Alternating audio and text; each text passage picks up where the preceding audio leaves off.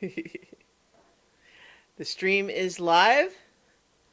Hello, everyone, and welcome to Watching 100 Movies 2020 Oscar Edition. Woo!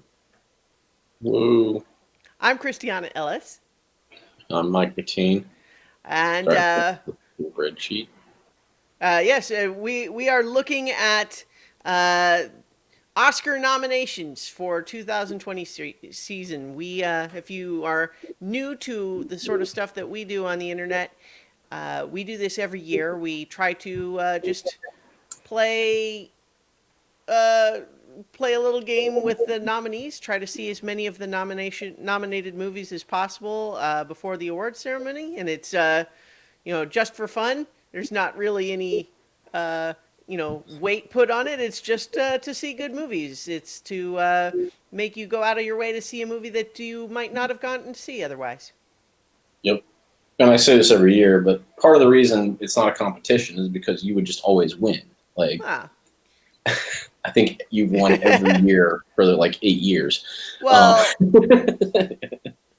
I have perhaps fewer competing priorities.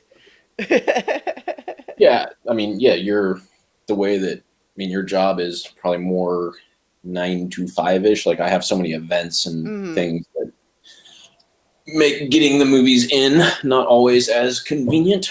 So, Yeah, yeah. So, in any event, here we are to talk but I about do always enjoy it. So, yes, sorry. exactly, because the goal is not necessarily to reach some number, but rather to see movies that you wouldn't have seen and that hopefully you will enjoy, and then to talk about movies because that's fun. Agreed. All So, right. So we have a spreadsheet that we've put together of all of the current nominees and which ones we have already seen. And, we're going to keep track as we go. And so it calculates by percentage which ones we've got. And so I actually found that I had already seen six of the nine Best Picture nominees at the time of the announcement. So I was kind of ahead of the game in that regard. yeah, I mean, I mean, you finished at the percentage that you're starting at right now, in the Mm, past. yeah, yeah. There's some years it's easier than others just based on what you had gone to see already over the course of the year. Yep. Yeah. Because it's not, since it's not a competition, you don't need to see the movie like between the time it's announced and the ceremony. Hmm. It's, if you've already seen the movie, it counts because it's just about seeing the movie, Yeah, So, but it's also fun to it's not always about the starting position. It's like for the purpose of the marathon, it's like how many more did you get? And it's almost harder if you start ahead because you're limited only to the movies that don't have as many nominations left. yeah. But Yeah, in right. any So for event, example, like when we opened the spreadsheet, I was at like 9%, but then I went and mm, saw Joker, and hmm, so I doubled my percentage. yeah, So yeah, um, so yeah, it's easier for me because I to move big chunks because I can just see the three movies that have like 9 plus nominations, and hmm, I go hmm, fast. But you've already seen them, so yeah. So what we're going to do in this installment of the marathon is that we're going to go through the nominees themselves, list them. We'll say which ones we have or have not seen, but we're going to keep it to relatively brief, 2 to 3 sentence discussion of them at this point. But then eventually, we will, once we've covered all of the nominations, we can talk more in depth about the ones that we've both seen. And then also maybe just speak a little bit more about, any ones that, just one of us has seen. right. But the first task is to get through the nominations. So let's go ahead and get to that. You want to start by reading the Best Picture nominations? Yeah. So best picture nominations is Ford versus Ferrari, The Irishman, Jojo Rabbit, Joker, Little Women, Marriage Story, 1917, Once Upon a Time in Hollywood, and Parasite.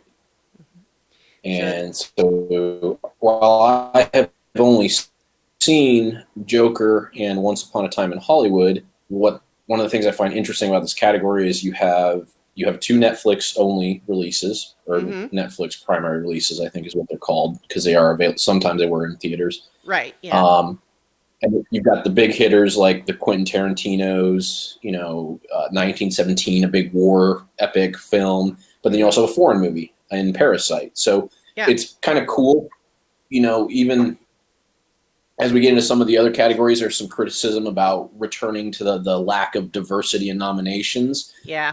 In this category, just from style of production and release, this is one of the most diverse.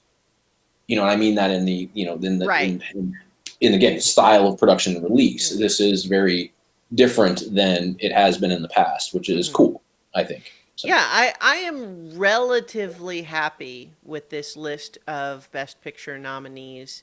Like, there are some movies that I really liked this year that aren't on that list, but and there are some that like I wouldn't put there, but clearly have enough of a fan base that I can understand why it's there. Um, and it might there's could be just a preference subjectivity thing there, but I'm pretty happy with the list overall. One note about this is that I found out a little bit more information this year about why some of the categories tend to have a fluctuating number of films nominated, and Oh that's yeah. apparently because when they have people suggesting films to be nominated, it is however many achieve a certain threshold.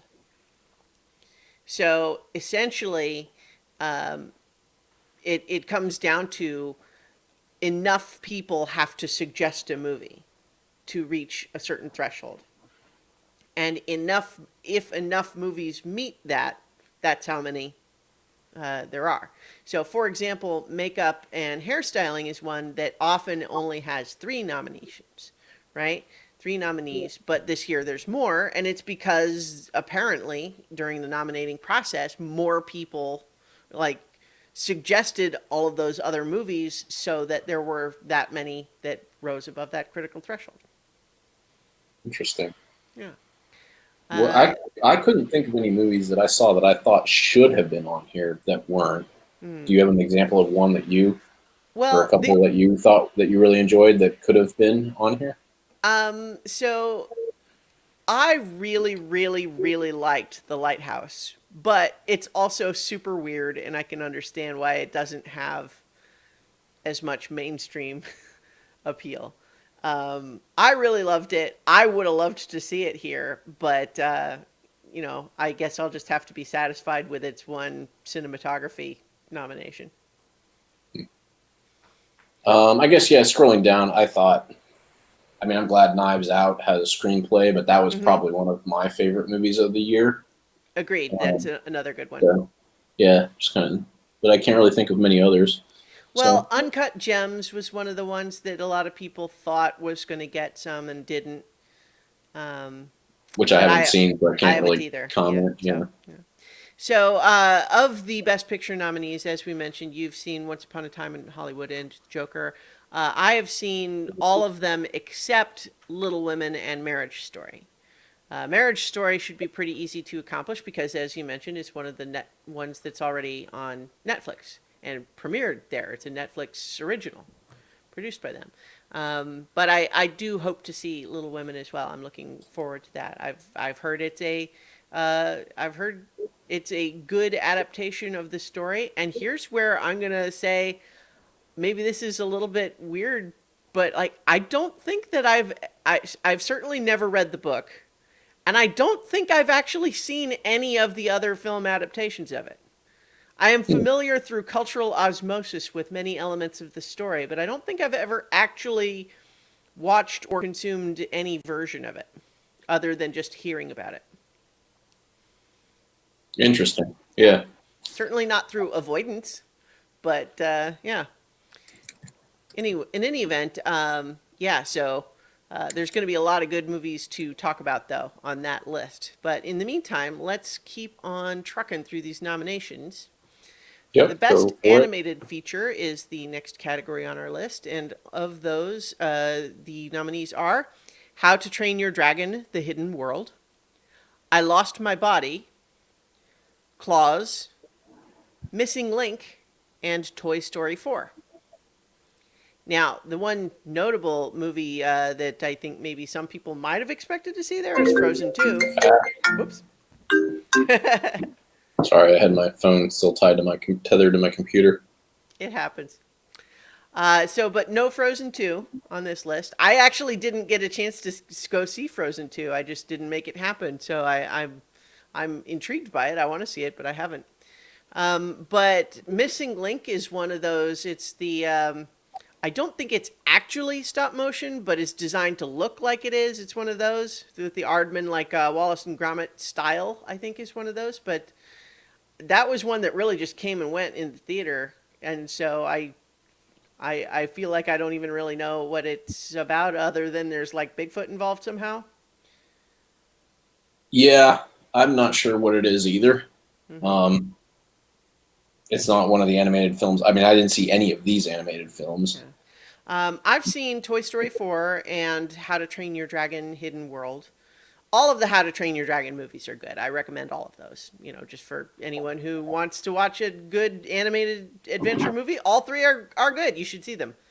Um, I Lost My Body is kind of an arty thing, but I believe that's also on Netflix. It's apparently about a hand that becomes disembodied from its person, and it's wandering around Paris trying to get reunited with the rest of itself. Which certainly sounds very weird, but I've heard it's very good. And then Claws was something that until the nominations came out, I thought it was like a series, but I think that's also on Netflix. It's Yeah, a, I thought that as well. mm-hmm. But yeah, so those are the animated features. You want to go to Best Director? Best director is Bong Joon Ho for Parasite, Sam Mendes for 1917, Todd Phillips for Joker, Scorsese for The Irishman, and Quentin Tarantino for Once Upon a Time in Hollywood. Mm-hmm. All of these are also nominated for Best Picture, so Right. these are the same scene list, except that you've actually seen all of them. Yeah. Well, it's like of these five were all five of the nine Best Pictures, and so I've seen all of those. I'm really happy to see Parasite get as many awards as it has, just because it's really uncommon for a foreign language film to get this much attention at the Oscars. You know, to get a Best Director nomination, to get a Best Picture nomination in addition to the Best Foreign Language category, because the Best Foreign Language category is usually just where they say, well, here's where we can kind of recognize that I guess other countries make movies too, right? You know, but it's nice to see some breakthrough, and having seen Parasite, it's very good. It's deserving. And I'm very happy that more people will probably see it because of all these nominations. Yeah, and this is, I mean, I know one of the criticisms is that the director of Little Women didn't make it on here, but Mm. you don't want to force the diversity piece to it. Yeah, Also, well, yeah. and I think even so, I haven't seen all these movies, but I know enough about the craft that they all have just through, again, almost like you said, like cultural osmosis, just because these are big movies that Hmm. I kind of have seen enough highlights and discussions that these movies are all crafted really, really well. There's a little bit of subjectivity there. Like I have some quibbles with some of them, which is not to say they're bad, but it's just a question of like I haven't seen Little Women, so I can't compare it. You know, I might Yeah. have quibbles with that one as well. But there are at least two of those five that I feel like I Is one wouldn't of them say it's Joker? yeah. Because oh yeah, I mean we can get more into it, but just my short response to that is that and maybe that's where it should have been in like cinematography or things like that. Like, I think it's a well crafted movie. I just don't think ultimately that it tells the story that he thinks it tells, and that people, yeah. So I guess that's on the director. So I guess I sort of argue against myself, but anyway, fair enough. Well, I was just thinking of film craft wise, like but cinematography, editing, like all of those pieces to that movie are spot on. Yeah, we'll talk more about Joker for sure. But yeah, at least for right now, I will certainly agree. It does a lot of things very well. Yes. So there's definitely things to admire. For the director category, because we both agree it doesn't weave it all together into a final package that maybe, I can see the disagreement. Yeah. Well, and again, but like if Little Women is the one that we're questioning, like, should that be there in place of something else? We haven't seen that one, so we also don't know. Yeah. So I just know that's the one I've heard is that, we could have had a female director nominated. She's one of the few female directors to get a Best Picture nomination, but she didn't get the director. And I mean, I get it. I mean, we should be having our eye on those things and not excluding people from the category simply because they're women or diverse. Like, but so I want to make sure it's the right ones. Anyway, so. This is where it comes back to the same discussion we had a couple of years ago with, the Oscars so white controversy and everything, that like, it doesn't require any sort of an active bias. Like, there's not anyone out there, or at least it's got to be vanishingly small, of someone who says, well, I'll be damned before I see a nomination go to a woman. Like, nobody's saying that, right? But what it comes down to is that when you talk about, like, okay, who are the people making these decisions, they're naturally going to give the nominations to the ones they relate to the most. And those are going to, if it's a bunch of middle-aged white men making those decisions, they're going to reward the stories that feature middle-aged white men. Because of course they are. That's human nature. Everybody does that. So that's why the push to have the voting body of the Oscars be more diverse is probably a better solution than trying to say force diversity at the nominations. But there's a cause and effect wobbliness there, right? And to be fair, they have made some progress in the voting body demographics, but it's still not what it should be, probably. But in any event, let's move on to the acting nominations. As you mentioned, they kind of retreated back to not being very diverse again. But let's read them anyway. Yep. Do you want to take Best Picture? Or, excuse me, Best Actor, I mean? I was like, wait, did I miss something here? No. Best Actor is Antonio Banderas, Pain and Glory, Leonardo DiCaprio, Once Upon a Time in Hollywood, Adam Driver, Marriage Story, Joaquin Phoenix for Joker, Jonathan Pryce, The Two Popes. Mm-hmm.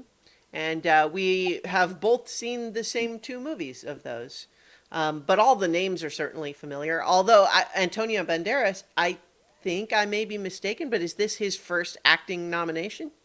I mean, we know who he is, of course. Yeah, it feels like it is. I can't think of... I feel like I read that, and it surprised me at the time. Yeah, but I can't think of what else he would have been nominated for. We could probably look that up if that's the kind of show this was. But yeah, so let's go on. Well, and just while we're here on the category, what I'll say is that Joaquin Phoenix's performance in Joker is absolutely one of the things that I think the movie does very well. He's remarkable in that movie. He's very good. So let's. Best Actress nominations. We have Cynthia Erivo in Harriet, Scarlett Johansson in Marriage Story, Saoirse Ronan in Little Women, Charlize Theron in Bombshell, and Renee Zellweger for Judy. And neither of us have seen any of them. Nope. Yeah. Now, Cynthia Erivo, I feel like she's a relative newcomer to, A-list Hollywood, but just in the last couple of years. But I feel like every time I see her, she's great. Like, I really loved her in not Fast Times, but Bad Times at the El Royale. She was in Widows, right? She's also now one of the main characters on the HBO Outsiders show.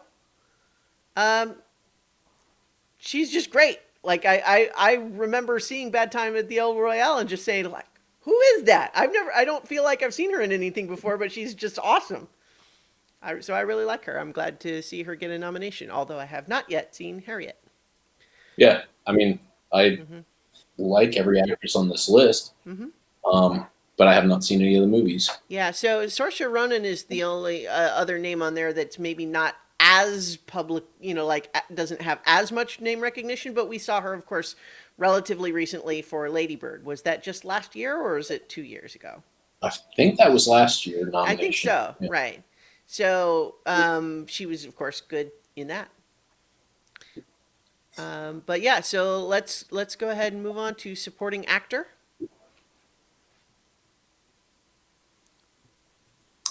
So we have Tom Hanks for Beautiful Day in the Neighborhood, which, as an aside, I haven't seen this movie, but it confused me that he's the supporting actor in this. I have an answer to that. We'll come You back to probably, I figured you did. Not because you've seen it, but I just figured that Well, you've probably seen Well, why that we'll had just happened. cover it Yeah. right now. Basically, Yeah. my understanding is, having not seen the movie, that despite what the trailer might make you think, it's really more like he's the character that teaches our real protagonist how to live his life better. And so, like, there's a main protagonist who's the protagonist classically of the story, and he meets Mr. Rogers, played by Tom Hanks, and it's not really a Tom Hanks biopic in that regard. That's why he might be a supporting actor. But it's also true, as we've talked about sometimes, that it really comes down to just what does the studio think they can win, and where do they put them for that reason. So Okay, that makes sense. From there, we go to Anthony Hopkins from The Two Popes, Al Pacino from The Irishman, Joe Pesci from The Irishman, and Brad Pitt from Once Upon a Time in Hollywood. You have seen The Irishman and Once Upon a Time in Hollywood. I have seen Once Upon a Time in Hollywood. all familiar names there, though. All familiar names. I mean, Brad Pitt is great in it, but I think Brad Pitt's greatest feat in Once Upon a Time in Hollywood is that he's in his 50s and still has like washboard abs and like hangs out like doing construction projects and stuff like, and that's We'll definitely talk more, of course, about Once Upon a Time in Hollywood, because it's one of the ones we have both seen. We'll talk more in depth. But I saw a video essay about it that really highlighted the way that show plays with the duality of Leonardo DiCaprio's character is in the story of the movie star, but he gets much more grounded, nuanced character, whereas Brad Pitt is the non-actor in this story, but he is framed by the movie like a movie star. Oh yeah, I hadn't thought about that. I hadn't seen that. No. Yeah, we'll talk more about that movie because there's plenty to talk about there. So Best Supporting Actress, we have Kathy Bates for Richard Jewell, Laura Dern in Marriage Story, Scarlett Johansson for Jojo Rabbit, Florence Pugh for Little Women, and Margot Robbie. Is it Robbie or Robbie? I feel like I've heard it both ways. Robbie? I thought it was Robbie, but I don't know. Margot Robbie for Bombshell. And I have seen Jojo Rabbit, but that's the only one. Scarlett Johansson is good at being in movies, so yeah, she's good. But I'd have to see the others to compare. Yeah, and I guess I did know this, but it didn't click until now that she's nominated for 2 different roles. Obviously, she had to be in 2 different categories, but I didn't. When I knew she was a nominee this year, I didn't recognize that she was in 2. Mm-hmm. Yeah. So Best Actress for Marriage Story, and Best Supporting Actress for Jojo Rabbit. Good for her. Yeah. All right. Best Original Screenplay, I believe it's Rian Johnson. I think that's right. Yep, for Knives Out. Noah Baumbach for Marriage Story. Sam Mendes and Christy Wilson Cairns for 1917. Quentin Tarantino for Once Upon a Time in Hollywood, and Bong Joon-ho and Han Jin-won for Parasite. So The these only are different one here from the other ones we've covered is Knives Out. right. So we have both seen that. Yeah. So yeah, 4 out of 5 are also Best Pictures, but this is where Knives Out gets a nod. And I think we're both very glad that it gets at least one nomination. And if it was going to get one, screenplay is probably the one to give it to, I would think, right? Yep. Whereas, yeah, I mean, if it's only going to get one, it should get more. But if it's going to be one, that's probably the one. Yeah, I think because it got more Golden Globes, right? I think the girl and Daniel Craig both got acting nods for the Golden Yeah. Globe. I'll be honest, I did not pay any attention at all to the Golden Globes this year. It was not on my mind. Okay, well, Yeah. I believe they both did, Mm-hmm. and they were both great. I mean, I haven't seen all the movies on these lists to say that they should have been here instead of the ones on these lists, but Daniel Craig was phenomenal, and I can't remember her name. All I remember is that she's Cuban. Yeah, I'm forgetting the actress's name too, because she hasn't been in as much stuff. Like, She's been in like 2 things that were like really good.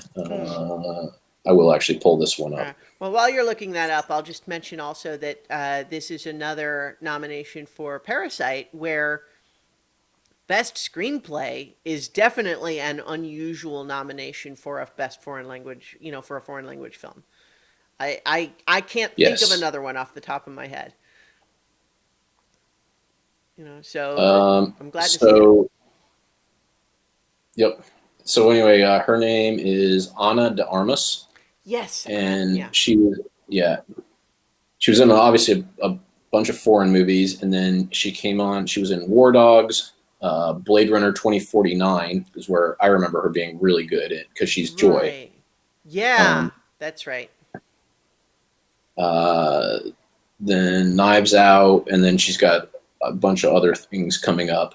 Yeah, that she's very good. So it was Blade Runner that I remembered her from, Mm-hmm. and then I saw her again in this and said, "Wow, she hasn't been in a ton, but she is good."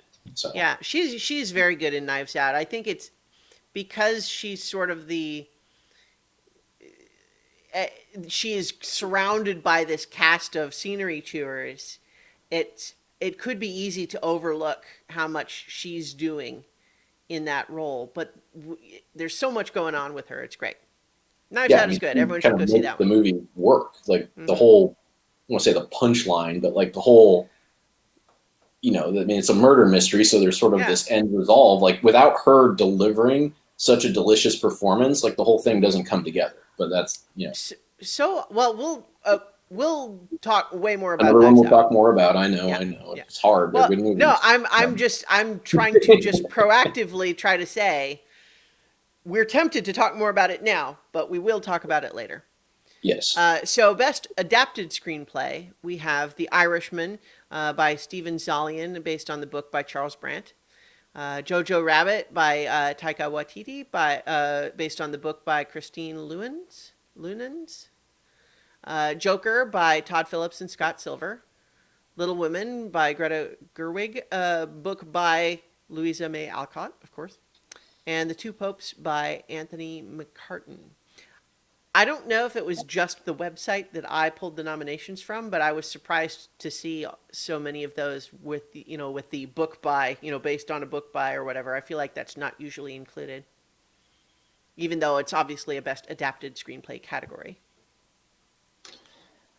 Yeah, I hadn't thought about that either. So yeah, but maybe that's something the Academy's like proactively like trying to do, is recognize the original work since they're adapting the screenplay.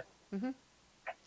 But so yeah, there's no new titles in that category. We didn't really talk about The Two Popes, but neither of us have seen it, so maybe we'll see it and talk about it more later. Yep. So we'll move on to Best Foreign Film, which we've both seen all of them. That's a joke. We haven't really.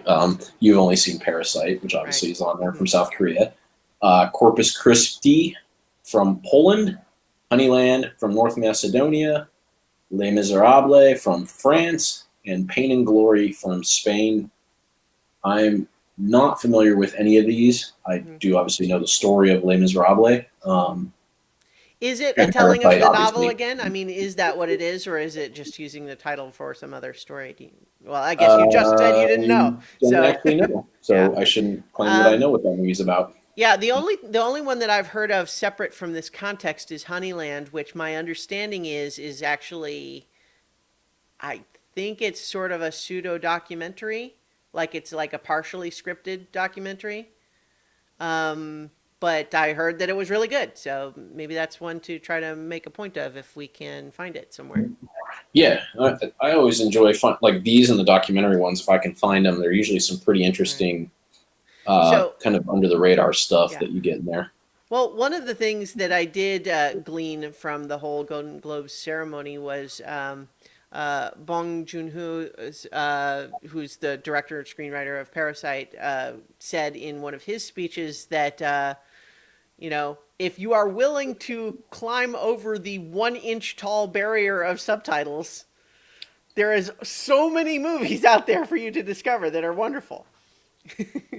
But a lot of people just balk at that step. Yep. Which, I mean, I get. It's not like I don't, it's not like it's hard to understand why that is, but still, there's so many good ones if you're willing to get there. Um, Yeah, and I laughed at that when that happened.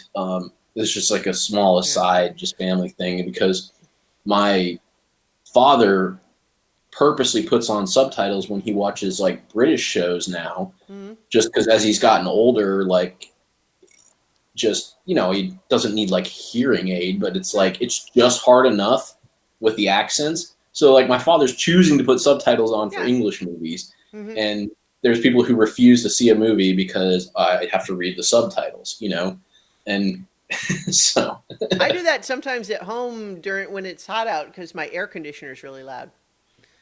So just like, also another it's way to do it. Yeah. alternately turning on and off. But so let's move on to best original score. We have Joker by Hildur Yeah, Guðnadóttir. get that one out. Yeah, I did it. I think I got it approximately correct. Little Women Yeah. by Alexandra Desplat. Marriage Story by Randy Newman. 1917 by Thomas Newman. No relation, I think. And of course, Star Wars: The Rise of Skywalker by John Williams. And I did see the Star Wars movie, and I think a lot of people are mad about it, and that's fine. But I liked it, so um, the score was what you would expect. Yeah, and people being mad is what you would expect at this That point. too, yeah. I don't feel like I especially noticed the score in Joker. Um, I definitely did, and I think it was well crafted, yeah. honestly. I did notice it in 1917. It's also very good. So It was one of the other things when I was referring to like the well craftedness of mhm. Joker. I felt like this was another part that it did very, very well. Okay. Um, Yeah, I mean, I'm not criticizing because we've talked too about how there's really two styles. There's two sort of modes of thinking with score. There's some where you want it to just really underline everything that's happening without calling too much attention to itself. And then there's others where you really want it to call attention to itself, like the Star Wars scores. You're supposed to notice, right? It's big, they're bombastic, they draw attention, they're thematic, like they're they have their yeah. parts of different things. Well, and You then so have that's where motifs I for will say characters and stuff. Yeah. what just real what I liked about the Joker score is that the way that and I think it's getting credit for this, even if Mm-hmm. it's not Hilder's portion of it, is that when it wanted to be over the top, it transitioned into I don't want to say pop songs, but like Well, songs that it you had already some pop know. songs for sure. Yeah, they're Well, pop like songs. Rock and Roll Part 2 is like the really like big one. Yeah, that one, and then Send in the Clowns and the closing credits, and then Yeah. there's another one that was pretty memorable. Put on a Happy Face. Yeah. So it utilized this transition, and then when it wanted to like go heavy, it went into pop songs, and so I think the score is getting credit for utilizing the two pieces in a juxtapositioning way. All right. So So we're going to talk more about Joker, but I'll just go ahead yeah, and throw. this is the second time this guy from work's called me. I've got to Okay. take it. Sorry. Well, I will, just for the audience, then, I will briefly Okay. throw the grenade about Joker that Send in the Clowns is literally only in the movie because it's about clowns. There's no other thematic reason for it to be there. It has the word clowns in it. The scene in which that song occurs makes no sense because the characters who sing it at our Joker character, like, it's more just like, oh, there's a clown, I'm going to sing a song that has clowns in it, even though it makes no sense to sing a slow, sad Sondheim song from preppy stock trader, day trader assholes on a subway. Like, it's a dumb song for them to sing. It doesn't have really any. I don't like the use of that song in the movie. It doesn't make it a bad song by itself, but I just felt like that the use of it in the movie felt awkward to me. I don't have a criticism generally about the other music use of music in the movie. I mean, as with the original score, as I mentioned earlier, I didn't actually especially notice it on my first viewing. But I'll probably pull up some YouTube or something of the isolated score, give it a little bit of a get a sense of it.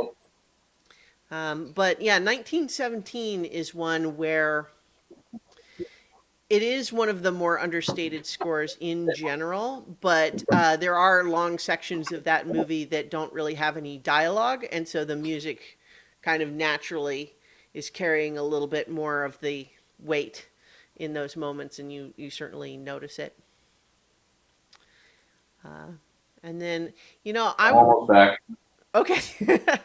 So for Reading what the call request was. sure. So the Star Wars score, I would be interested because obviously a lot of it is all the familiar Star Wars themes, but I'm like curious now just thinking about it. What are some of like the new unique melodies in this particular movie's score?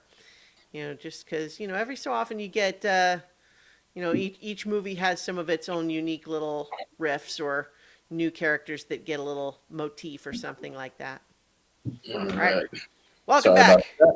That's Yes. all right. You get rewarded by moving on to Best Original Song. Yep. It was one of those. I tried to solve that by not answering the first call and texting my response to the message. Hmm. But it was clear he wanted to speak in person, so that's why I had to take that because he still called me back. Yeah. Okay, so we got to hear a lot about score than we Yeah. thought. Yeah. That's fine. Best And the Original dog thought Song. he was going to get fed, so now he's all riled up. Aw. But let's settle back into it. Best original song. I Can't Let You Throw Yourself Away is a Toy Story 4 song. Mm-hmm. I'm Gonna Love Me Again, Rocket Man song. I'm Standing With You from Breakthrough. Into the Unknown, Frozen 2, and Stand Up from Harriet. You have seen Toy Story 4. None of us have seen any of the others. Yeah. I didn't realize that Rocket Man had an original song. I mean, it might be one of the like several movies. It might be like it's over the end credits or something. You know what I mean? Like, right. I don't know, but I've heard good things about Rocket Man, and I think this is actually the only nomination for it. But Yes, I and think that was I another wanna one see of it the anyway. one of the, I don't know if you want to call it controversial. It's one of the other ones that has come up Hmm. in the discussion of People were rooting for that one, and it didn't really get very much. right, and they felt like there could have been some acting ones, there could have been some screenwriting, there could have been some cinematography, there could have been a couple of things. Yeah, I've heard good things. I'm probably going to try to make a point of seeing that one, even though it only has the one nomination. And then like that with Harriet, like probably the original song is probably like plays over the end credits or something like that. Which Yeah. I mean that's how this category works. Yeah, and Frozen 2, I mean, I'm sure Frozen 2 has good songs. Yeah, Into the Unknown is the one that I feel like I heard people talking about, but I haven't heard it. I've been trying to avoid it so that I can hear it when I see the movie, which hasn't happened yet. But Yeah, and I yeah. I All think right. this song is also one of the reasons why Frozen 2 didn't get more nominations. Is that I think it's almost like a yeah, a little bit of a letdown from just how good the first one was, Hmm. and how much it stormed onto the scene. Like I don't think this one delivers from a song story perspective at the same level, and I think it's getting Yeah. part of it's not getting punished, but it's, you know what I'm saying. Dude, you need to Fair. Yeah. chill. So, Best Production Design is next, and the nominees are The Irishman, Jojo Rabbit, 1917, Once Upon a Time in Hollywood, and Parasite. And again, we have five films that are also Best Picture nominees. So I have seen all of these. And I'll say so this is a very strong category this year. Having seen all five of those, I mean, frankly, off the top of my head, I don't even have a favorite of all of those. They're all good. From production design, yeah. I mean, I've Yeah. only seen Once Upon a Time in Hollywood, so I'm going to trust you Mm-hmm. on that one. Yeah. Um, but I think that one has good production design. But Oh yeah, yeah. let's move on to best cinematography. So this is one where all the films we've talked about, because you mentioned The Lighthouse. So we Mm-hmm. have The Lighthouse, The Irishman, Joker, 1917, and Once Upon a Time in Hollywood. Mm-hmm. So once again, you have seen all of the movies in the category. I have Yep. seen Joker and Once Upon a Time in Hollywood. So And like with production design, I think all five of these are really strong in this category. Like, we touched on it a little bit. I wasn't as enthusiastic about Joker as an overall piece, but it has many elements of it that are very good, and cinematography is definitely one of them. I would say, yeah, if you were going to segment out all of the elements of what it's nominated for, I I would I would actually put this number one with Joaquin's performance as number two. Hmm. I thought this was really, really well done. Yeah. And I think that it has helped the movie significantly. And that's why, like, if I was a voter, like this is the one of the movies where I would definitely give this movie this Oscar, even if I didn't give it all the other ones, Hmm. because I think it is being buoyed and people don't even realize it, partly by this category. Obviously Joaquin's performance is Hmm. also doing that, but I think a lot of the things that you and I are talk about that we're critical of, I think people are not seeing because of those two pieces of this movie. Hmm. So, and so it's just you don't usually see that, the cinematography like driving a diversity of conversation, and I really feel like that did that in this movie. So Yeah. anyway, It's um, it's very good. I mean, I'm kind of rooting for the Lighthouse just because it really didn't get anything else, and honestly, like that's another one where like if it's only gonna get one, this is probably the one to give it. And so I'd kind of like to see it win just on that basis because I really loved it, and it kind of makes me sad that it's not got wider recognition. But right. 1917 is also really incredible in this category. It's Right. What I Roger mean, yeah, Deakins is and the that's for a different reason. Like I don't think this is the only one Joker's going to get. yeah. So it would be my preference that this was the only one it would Oh get. Is kind yeah, of no, where I'm at. Yeah. yeah, I got you, I got you. Yeah. Yeah. Well, no, I was just mentioning some of the others. And so, but No, no, it's yeah, and I'm interested in. I mean, I'm obviously going to try to see some of these bigger ones, but the mhm, Lighthouse is one of those ones that doesn't have a ton of nominations that mhm. has interested me as part of this process. So I'm going to I try to see that. Yeah. Yeah, I maybe just because this is the only category where it will come up in. Let me just briefly make a pitch to everybody for the Lighthouse.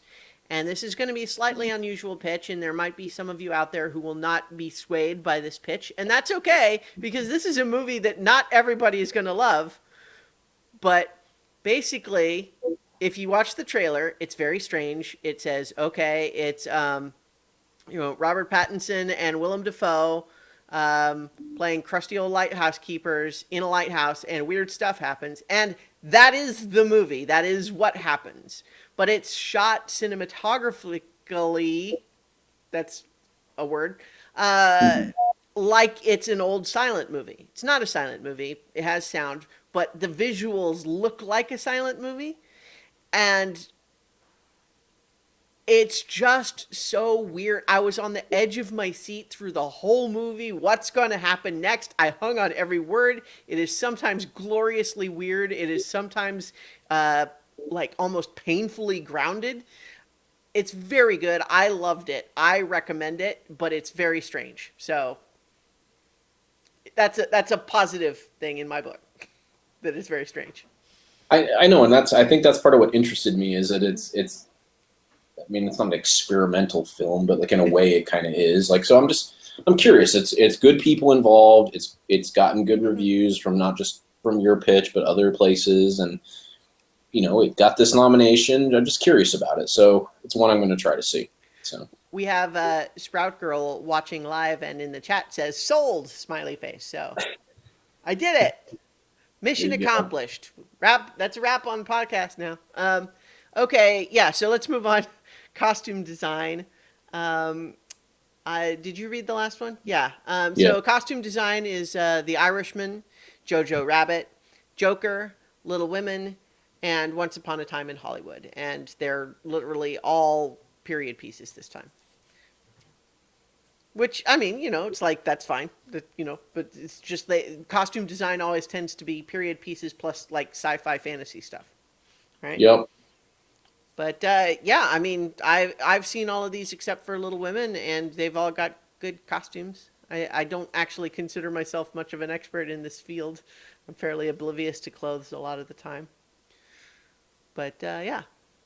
So. Yeah, I mean, I think you have a good mixture of ones that are trying to, like we talked about with Score. There's some that are trying to be subtle, and there's some like Joker is a period piece, but it is also like the clothes are a statement. Yeah. And Once Upon a Time in Hollywood has a little bit of that too. You know, like it's really trying to like punch you in the face with like this time period. Right. You know, as opposed to like a Little Women and The Irishman, which are going to be a little more subtle. You know, yeah. so and Jojo Rabbit. That's the extent of my expertise in this category. Sure. Yeah. So let's keep on moving through the makeup and hairstyling. Yeah. So we get Bombshell, Joker, Judy, Maleficent, Mistress of Evil, and 1917. So got two new ones, right? Judy, this is for Judy. Judy, Renee Zellweger was her acting thing was for Judy, and so Bombshell was Charlize Theron. So right. Maleficent is the only new one. Right. Yeah. So and then you know, this is another one where I like it's always a little bit weird, like how do people decide what this goes to? I don't know. Right. Well, yeah, I mean, you usually get a mixture of either movies where they're supposed to look like somebody real. So that's why you have the Bombshell and the Judy. Yeah. You get some of the sci-fi ones, and that's where like Maleficent is probably that category. Yeah.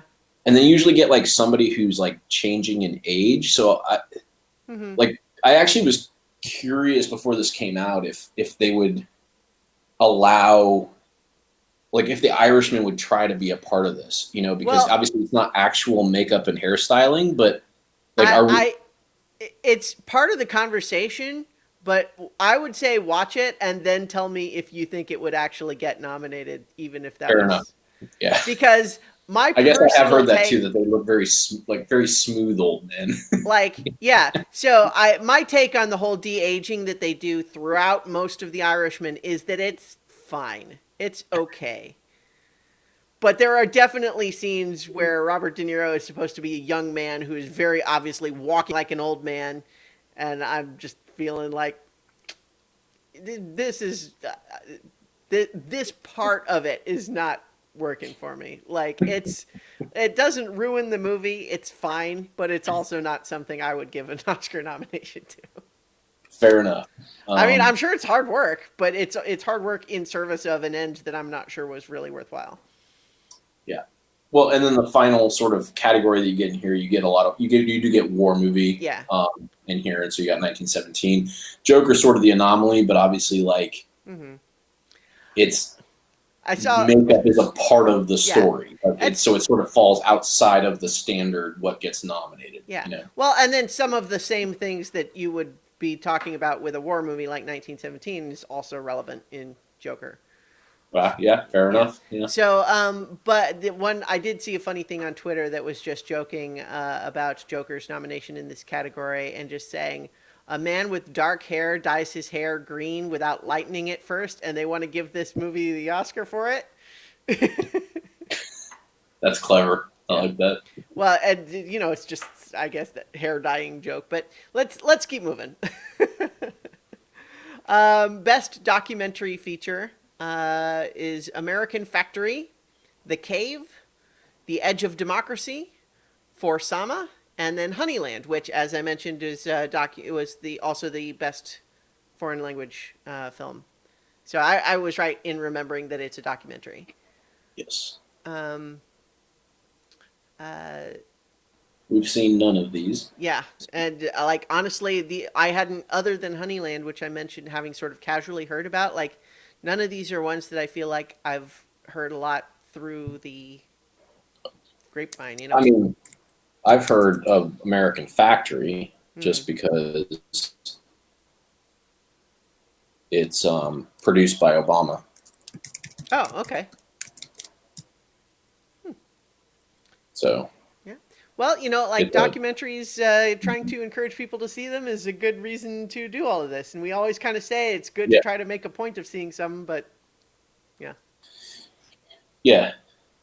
So I mean, again, that's the only one I know, and I only know it because of that. Like Yeah. that the Obamas produced it, and that it's about factory workers in the Midwest or something. I don't Mm. know any more than that. Yeah. So All right.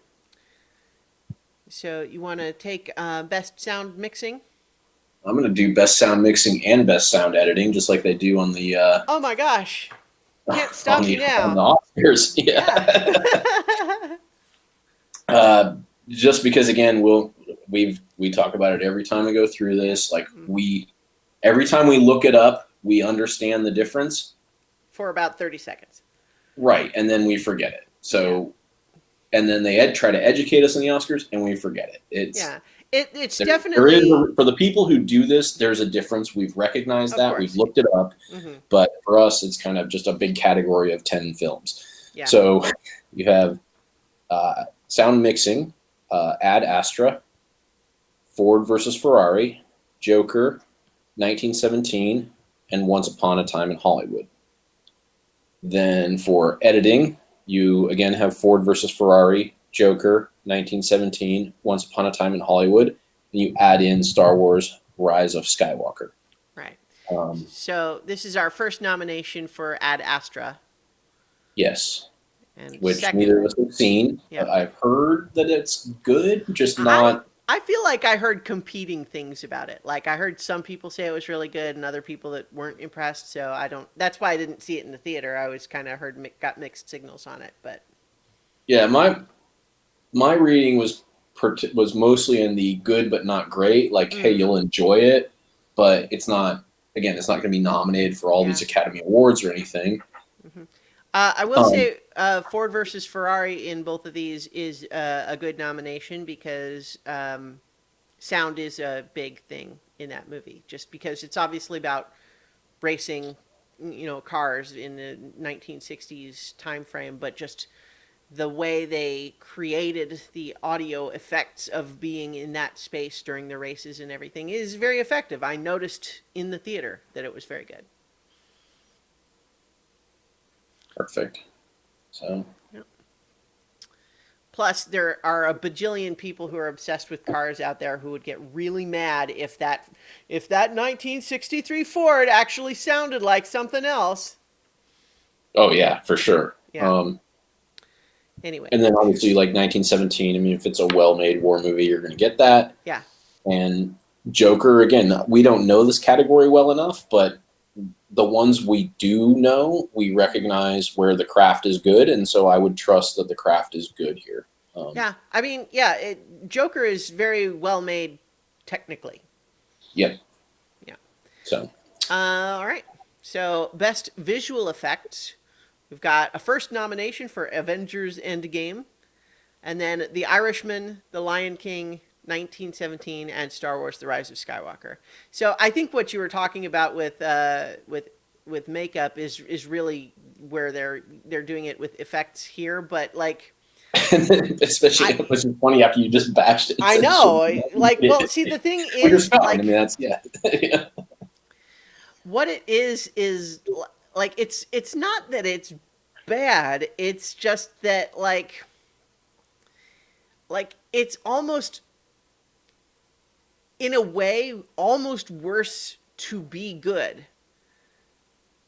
because it's just like how people think that they're so savvy when they can tell that something's obviously CGI, and I'm thinking, well, it's CGI because it's a big spaceship flying through, an asteroid field. And it's like, okay, well, or, it's kind of like, oh, yeah, when Spider-Man is whipping around the buildings, it's like, yeah, it's obviously CGI, I could tell. And I'm like, well, duh. It's not that you could tell because you can see the difference. You just know rationally that they must have done it with CGI. Are you joking right now? Mm-hmm. Get down. Oh. Needs attention. I'm going to have my own little puppy trying to do that soon. Won't be able to get up in front of the camera, though. It's going to take him a while to get up on the up to the podcast. But so in any event, though, like, the problem is that, like, it looks... The thing is, like, they make Robert De Niro look younger, but they don't make him look like he actually looked when he was younger. And then he still moves like an old man. So I found that distracting, honestly. So, yeah, you almost... One of the things I heard somebody, like, sort of wonder out loud was whether it would have been better to try to do, like, that weird stuff that they've done where they're trying to put, like, James Dean in movies again, like, where they're taking old footage and, like, updating it to make it look like 2020, like, movie quality. Like, if you would have been better to try to, like, take some old De Niro footage and, like, use that, which, again, I don't know enough about either of the technologies and I haven't seen the movie, so, but yeah, I think the movie's the movie's worth watching. Like, I think it does some things really well. I think it's interesting and worthy of discussion, but honestly, I found all the de-aging stuff more distracting than useful, and I wasn't necessarily a big fan of it. So. And that I've heard, I mean, that's pretty much consensus from the people that I've heard from, is that the movie is great in spite of that, not because of that. Right. And so you could make a case for the idea that the only other way they could have done it would be have cast actors for the younger versions of these characters. And my take is, yes, I would have rather they did that. Yeah, it's like when De Niro played the young Brando in Godfather 2. Like, that was fine. Yeah. Or, yeah. We know they're not the same person. We know he didn't look like Marlon Brando when he was younger. We'll talk more about The Irishman, because I think that's probably one you'll see. You should. It's probably, it's honestly probably the next one I'll see. Yeah. I just want to say real quickly on The Lion King, like, how strongly I recommend, for this particular reason, that people see this movie. Because it's what was the old effect that they used to talk about, which I know still exists, when, like, you have, like, a CGI human, but you can, like, tell there's something missing in the eyes or whatever. Oh yeah, just like Polar Express was the one everyone always kind of mentioned. Yeah, there's some term for it, like some sort of shift or whatever. Uncanny Valley? Is that what you're thinking? The what? The Uncanny Valley? Yes, Uncanny Valley. So this movie is almost like the flip side of that. It's so good. Like, they almost humanize these CGI lions in a way that, like it's really engaging. It's amazing. In the way that, like, you kind of, like, lose yourself in the fact that, like, it does, like, the joke is it's like the live action Lion King, but it's all CGI. Well, like, it's produced well enough from a visual effects side that you feel like it's a live action film with humanized lions. Like, it's bizarre. like I said, it's like the reverse of that effect, but So worthy of seeing. I for those who wanted Disney to make it, I hope everyone enjoyed it.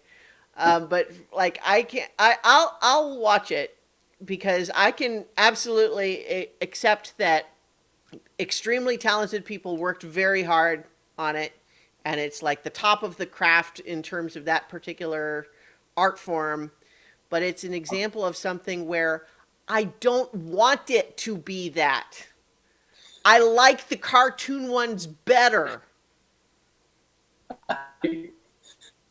So it's like 100% hear you, and I was in your camp until I saw it, and I loved it, and I think that it will translate better to telling that same story to a younger generation than the cartoon one would have. So it won me over.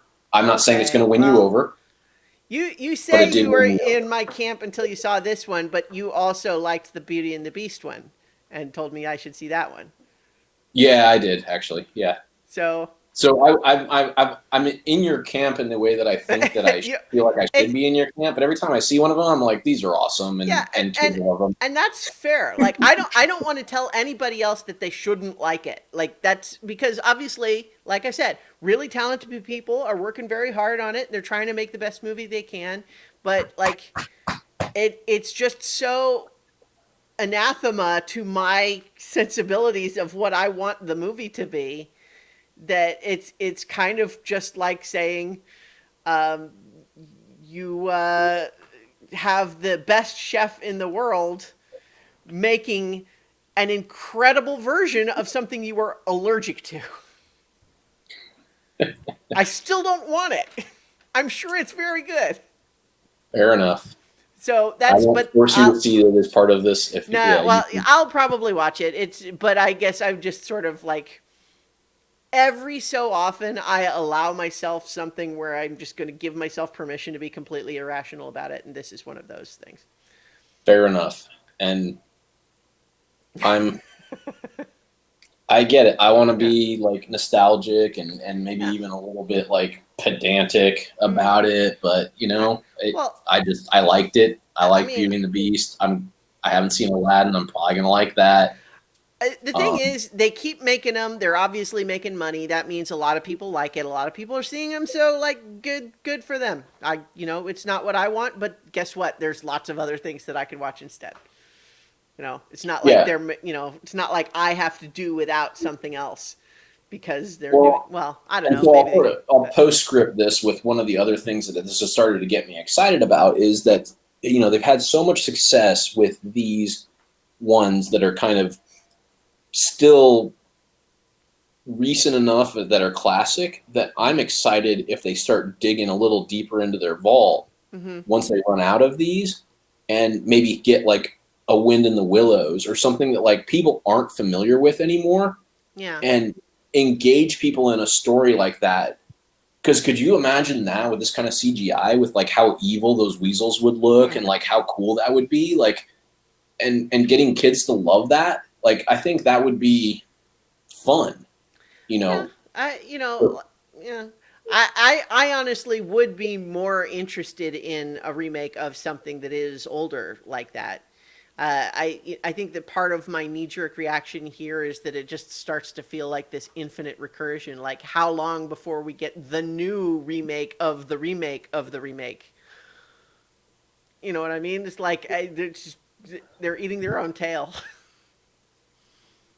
Fair enough. But Uh, again, it's like I'm glad that it obviously has an audience, and I want it to please that audience. I don't want anyone to not like it. I'm just like it's not my flavor. Fair enough. And even with me launching you on that tangent, it looks like we're still going to be able to come in under an hour on reading the nominations if I Whoa. crush through this film editing.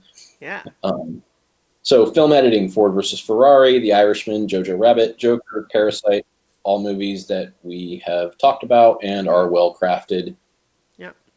And I have only seen Joker. You have seen all. So. Yeah. Um, I especially noticed the editing in Parasite in a positive way. like in particular, one of the things I noticed is that there are a couple of sequences in that movie where it was just such a roller coaster ride of tension, depicting a very complex situation without ever being confusing about what was happening, and just riding like this razor's edge of tension for an incredibly long time without dropping anything. And there was like 2 or 3 sequences in that movie where, like, when it was over, I wanted to stand up and applaud, because it's just like, that was amazing. And the editing is a ton of that. Like, that's also production design and direction and stuff like that. But, editing is a big part of making a sequence like that work. For sure. Mm-hmm. So yeah, there we are. It's a very good movie. People should go see Parasite. Yeah, that's one. That's definitely on my plan. The Irishman's on my plan. Kind of looking through here. Marriage Story will be easy. Yeah. Mm-hmm. I'm curious about Bombshell, just because that was when I was kind of that everything that happened then, like, was kind of when I watched a lot of cable news. I don't anymore, because it's just depressing. Yeah. But I did watch a lot during that time frame and know these personalities, like, from what. So I'd be curious to kind of see this backstory. So I'm interested in that. Yeah. The documentaries are all really good. Like, I've always liked to try to see some of those. Mm-hmm. The animated ones are usually pretty good for, like, hey, I want to go through the marathon, but I just want something super low key that I don't have to. Yeah. And then, some of the odd ones I'm kind of looking forward to are The Lighthouse, and Rocket Man, which isn't like an odd one, but it's odd in that it doesn't have a ton of nominations, and maybe even using this as the reason to actually see Ad Astra. Mm-hmm. So it's kind of my pseudo plan from here. So the next one in the theater that I'm going to try to see is Little Women. that'd be a good one. Yeah. But yeah, I also definitely going to try to check out Marriage Story. I think also, you mentioned Rocket Man and Ad Astra. I'm interested in both of those as well. But yeah, I think those are kind of that same sort of top threshold. Yeah. Oh, and I guess I should mention, I'm going to really try to make time to see 1917 in the theater. Partly because of the marathon, but partly because, like, I feel like that's a theatrical kind of movie. Like, it just feels big. So do we want to, the thing is, like, I was going to say, like, we could kind of go down the list and do just a little bit more capsule discussion of ones that, like, either of us have seen, except that what that really is mostly movies that I've seen and you haven't. So I don't want to just, like, dominate, like, another hour doing that. So how about this? We can do that, but I will limit myself to, like, one sentence for each of those. And we can, and then when we get to each one that we've both seen, we'll talk more about it. Okay. And see how far we get before, where we got to call it a close for today. Yeah, I think I think it'd be good to, just, like, let's try to cut one, just do for one more hour. I do need a quick break to feed my dog. Okay. Otherwise he will just become, unreasonable. And will you be able to hear me while you do that? Because if so, I could just go ahead and start doing my one sentence versions. You can. You're just gonna have to come with us down to the feeding. Oh, well, bowl. I think that's very exciting, honestly, for the video viewers. So let's just do that then. So Ford versus Ferrari is good performances, excellent race sequences, and interesting little piece of history that I didn't know. The Irishman, good but long, and not my favorite of Scorsese's work. Jojo Rabbit, very funny and touching, but certainly edges on material that feels a little bit like we're not sure it's really okay to make the movie. um, yeah. So and then let's see, 1917.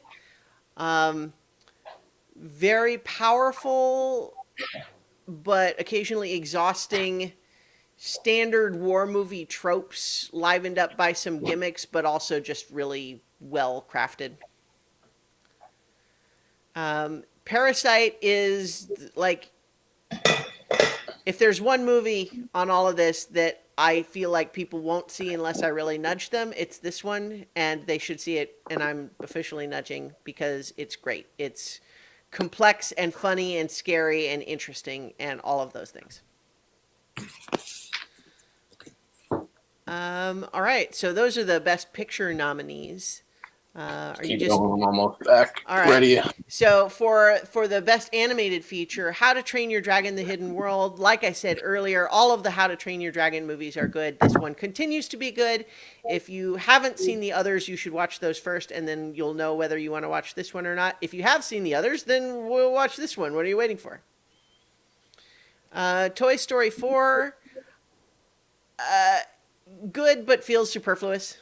I felt like they wrapped the story with Toy Story 3. I didn't need another one, but it's fine. It's good. All right, so moving down the line, let's see, for another movie that I have seen that we haven't just covered. We're going to both talk about Joker and Once Upon a Time in Hollywood.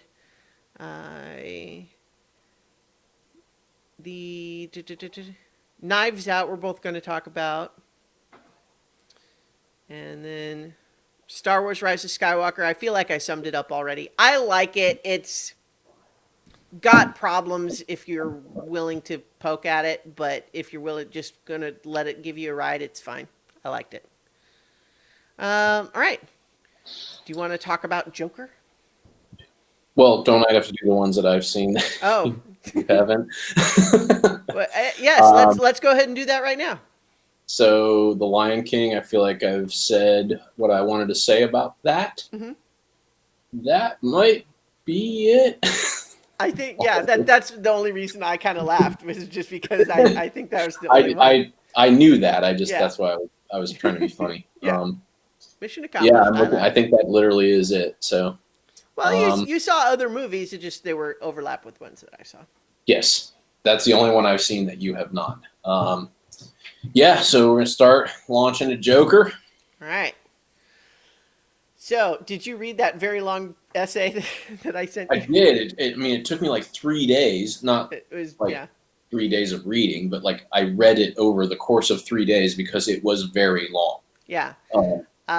If anyone's interested, this is the review/essay by Film Crit Hulk, who is a internet personality that I recommend following if you like discussions about movies.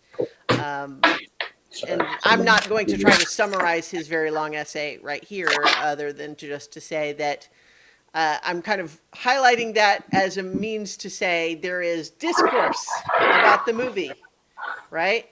There's a lot of controversy about this one. There's, people who are just really enthusiastic about it, and good for them. I mean, I think it's great when people have passion for movies, but then there are also lots of people who think it's not so great, and then you have people fight about, like, this is one where there's the middle ground becomes no man's land. You think you're over in the wrong theater at 1917, because you're not allowed to just think it's fine. You have to either think it's the second coming of indie cinema somehow, or you have to think that it's terrible, actually. And it seems and the like, funny thing, I think that's, for me, I think that's the majority of how people took this movie. Yeah, but it's just that people are so noisy on both sides. Yes. That while most of us are like, yeah, it's fine. Like, it's not as controversial as these people think it is. It's not going to cause all the problems that these people think it is. And yeah, I guess if it speaks to you and like this is like your thing, like it's not it's not going to inspire you to like be like the Joker. It's just going to give some relevancy to like your feelings, and it's fine. It's fine. It's a fine movie to exist. I don't feel like I wasted my time watching it.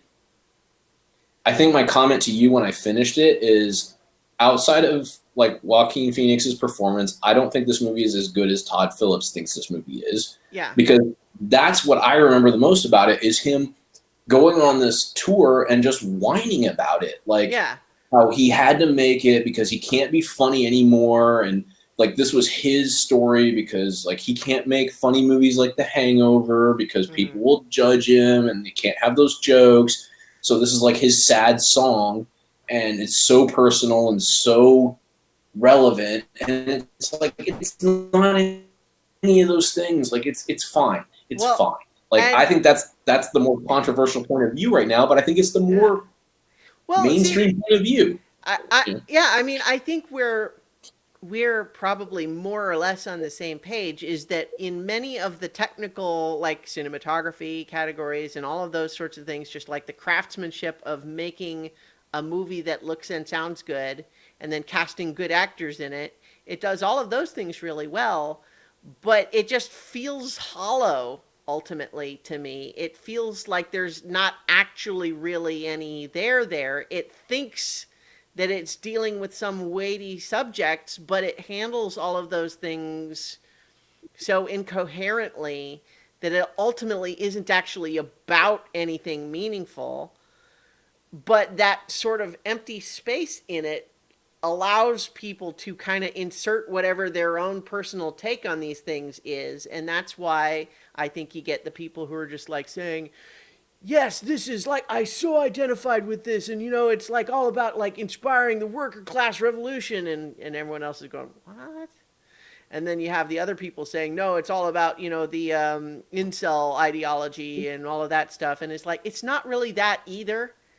People were worried that it might be, and there's some stuff in it that edges in that direction, but it's really not that. It's just kind of doesn't know what it is. Yeah, and to your point, it definitely leaves the space open for the incel part of it, and to like give credibility to that ideology and like give them that outlet,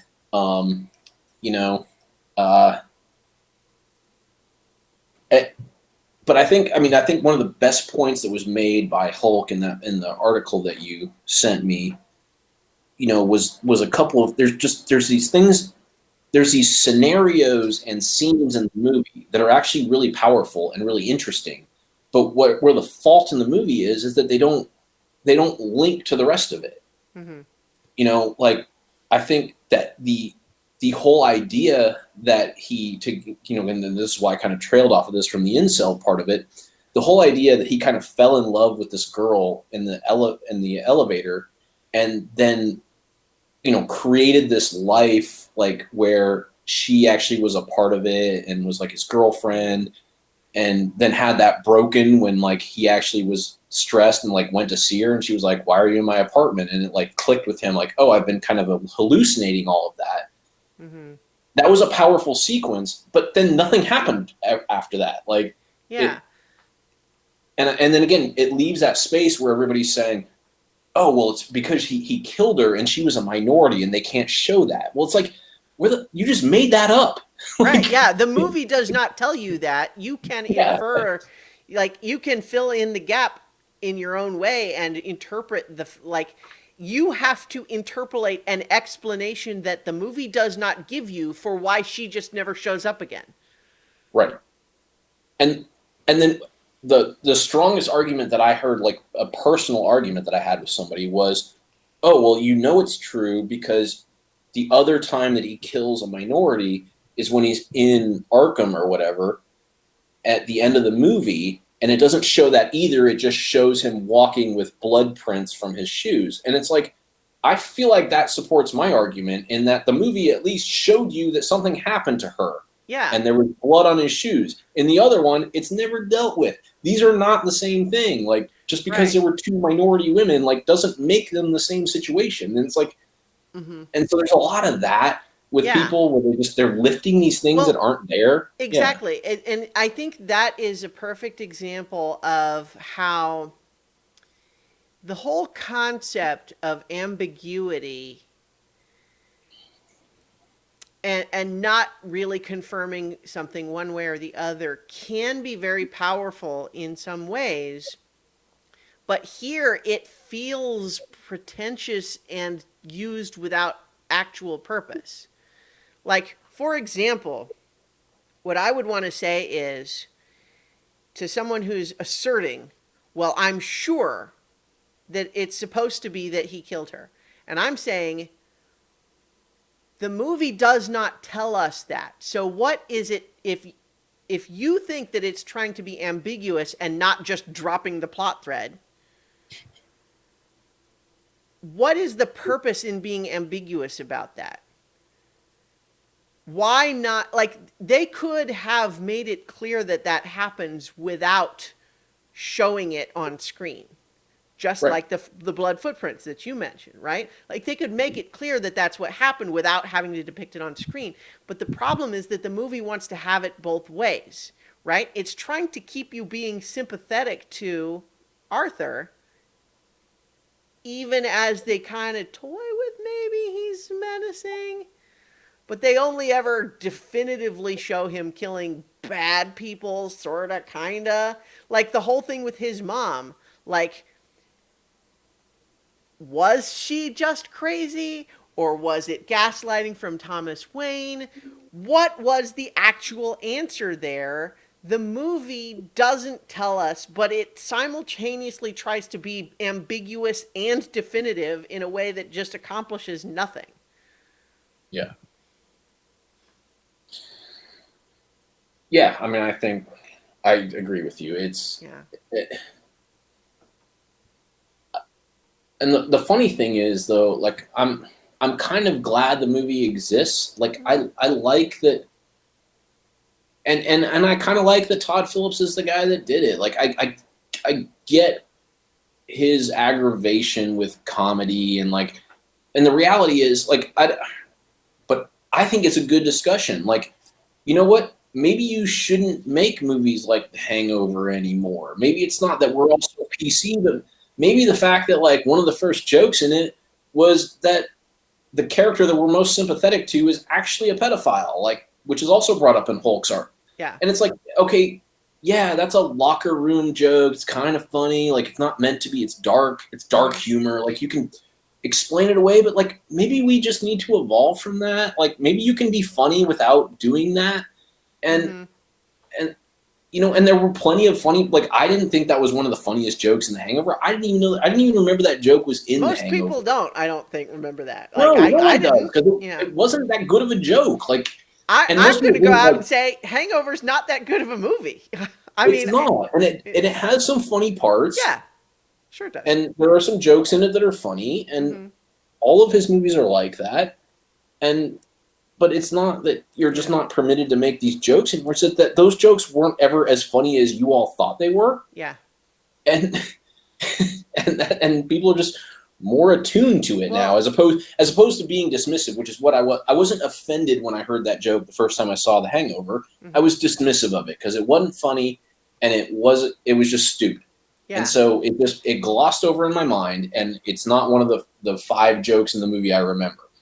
And it's not because, you know, you used to be able to be offensive and dark like that, and now you can't. Like, so that's why I say, like, I kind of like that he's the guy that did this and like kind of opened all these doors, because I'm happy to have those conversations and happy to talk about that. And you know, so. Right, like there's some interesting concepts brought up in this. That being said, it's a really good part of it. Yeah, like Joaquin Phoenix is very good. I think that he elevates a role that is written kind of. I was starting to say underwritten, but I think it's almost maybe, and it's not underwritten versus overwritten. Like, that's not the issue. It's just that it's incoherent. Like, answer the question. Did he ever actually care about making people happy, or was that always a cover? Tell me if the movie actually answers that question. No, I mean, I feel like I felt like what the movie presented was that he was always very self-serving, Mm-hmm. and that he wanted to make people happy because he wanted to be loved. Mm-hmm. And when he didn't feel that reciprocity is when he lashed out, and why he chose the people that he chose to kill. And again, why I think people could extrapolate why the girl that he imagined himself in a relationship with didn't actually love him. I can see why they decided to put her into his thing, because I think the movie is very clear that he is very self-serving. Yeah. Well, but But that that it's almost like okay. But that's the kind of the weird part is it's and like it works against the first half of the movie, where kind of the whole premise of a lot of those scenes is supposed to be how he's really a nice guy and he's just so put upon by this cruel, cruel world. But then it's also kind of trying to say, no, he was actually always messed up and it was always doomed to be this way. And it doesn't matter the fact that we contrived to have 100 anvils fall on his head. yeah, and I think just now, even just talking through it, I think it goes back to your point of how the movie wants it both ways. Like it left me feeling like, until further analysis, like yeah, he was always self-certain. But you're right, it does spend an hour of the movie trying to build up this whole case of like, well, you made me do it. Mm-hmm. You know, like the abuser syndrome or whatever that Hulk talked about. You know, Yeah. like, well, look what you made me do. Mm-hmm. Everybody that shit on me and all this. But Right. that was one that I didn't see that in the movie. Now that we're talking about it, I do. Like, I always felt like, but again, I think it's because of how I left the movie that Mm-hmm. it left us with the like, well, yeah, he was just a shitty guy looking for attention, and this was how he found it. Right. And but that's not really what it says in the first half. It's kind of what it Yeah. says in the second half. So depending on which part you want to, like, if you want to leave it with like, can you believe that, like, you're right? Like, sometimes things just get so bad that you like end up like this. Or you can leave it with like, sometimes you'll use everything bad that happens to you to just a means to an end to get to where you wanted to be. Yeah. And and and maybe that was purposeful and that's a skill. Maybe it was just kind of incoherent. I Yeah. don't know. Yeah. Right. Yeah. I mean, ultimately, I think it is,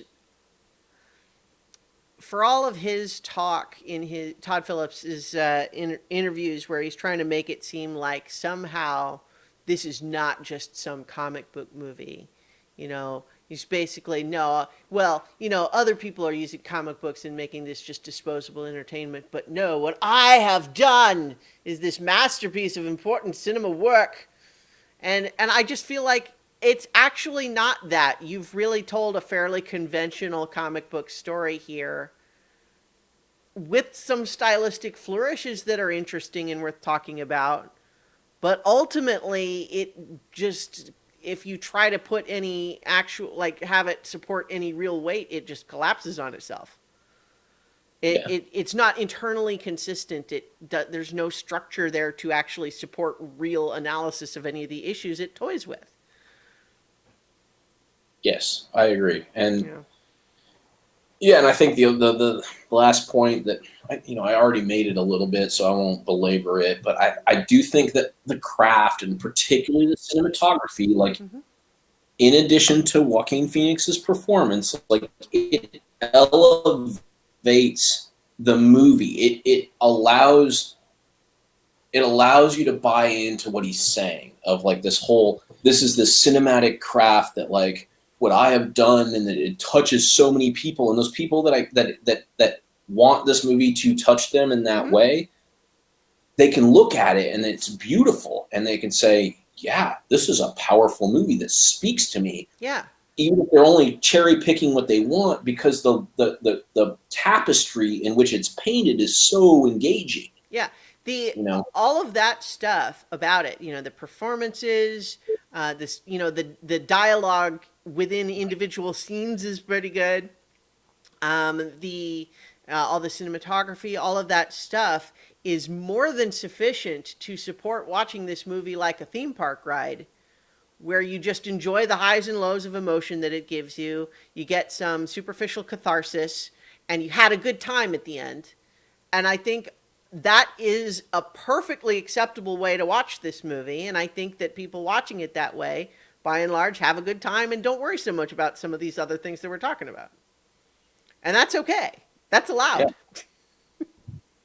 It's not really what I wanted it. I kind of wanted it to be more, but to some extent that is my approach to what I wanted from the movie and not necessarily what it's trying to do. But then again, that's also kind of what Todd Phillips tried to say in all these interviews that he was trying to do. And I feel like if he was trying to have it be more important, I think he failed.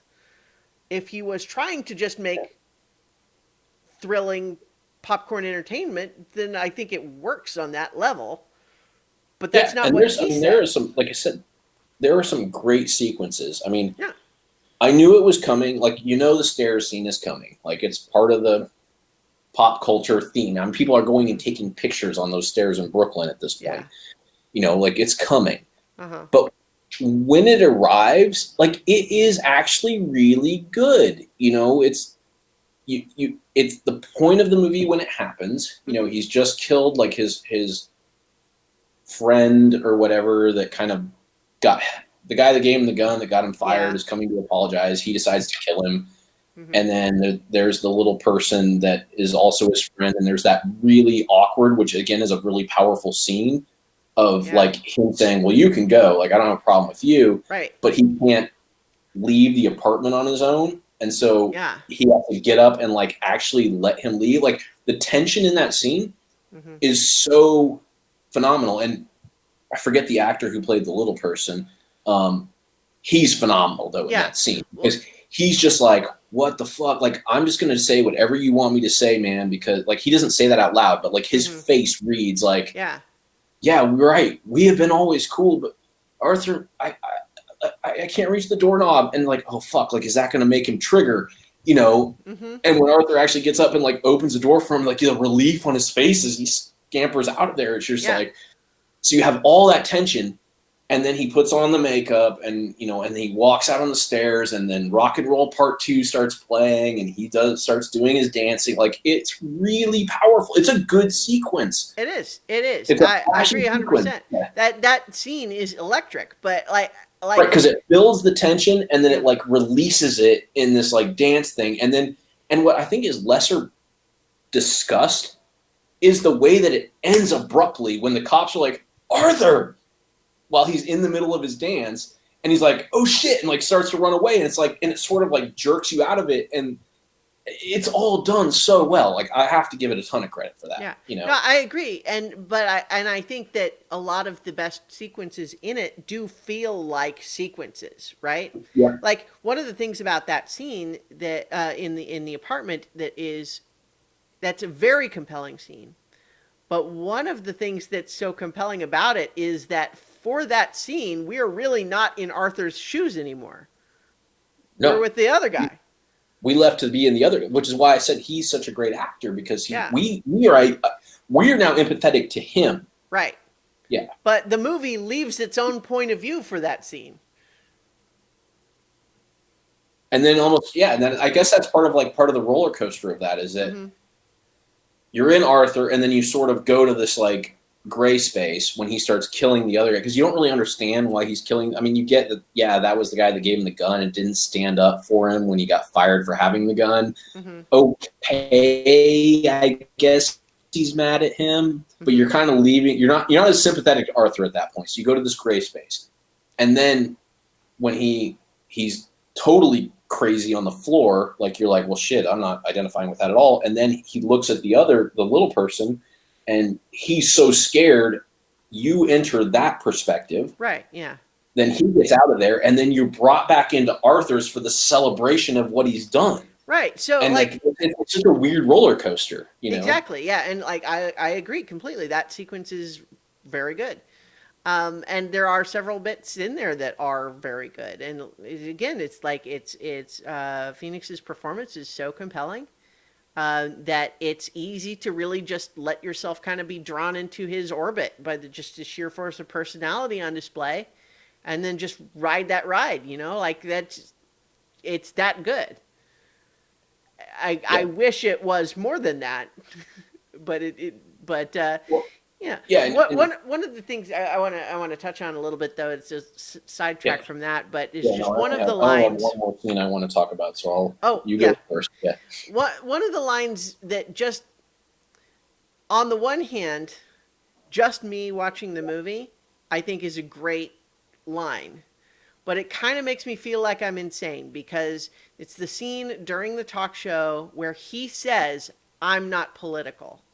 that's the scene I wanted to talk about. So yeah, we can Okay, kind of yeah. finish up So on this. that particular bit about it, him saying, "I'm not political," for me works in the context of showing us that he is the guy that doesn't understand what is or is not political. Right. So for him to say I'm not political is demonstrating his own lack of understanding of what that means. And I feel like I can watch it and see that context in play. That he is engaging in all of these overtly, obviously political things that have a lot of symbolism attached that he used himself when it was going on. But then he says I'm not political. But then what you get is a lot of the super fan, the stands of this movie, who are say, but he says he's not political, and I'm like, what? Don't no, but don't you? Right. It's like And that's exactly why he's that was wrong the though. last sequence I wanted to talk about too, because Yeah. when you lift that sequence and their actual discussion and what happens, like kind of outside of the flow of the movie, Mm-hmm. like you get things like that. Like obviously he's political and he's just doesn't understand that he isn't.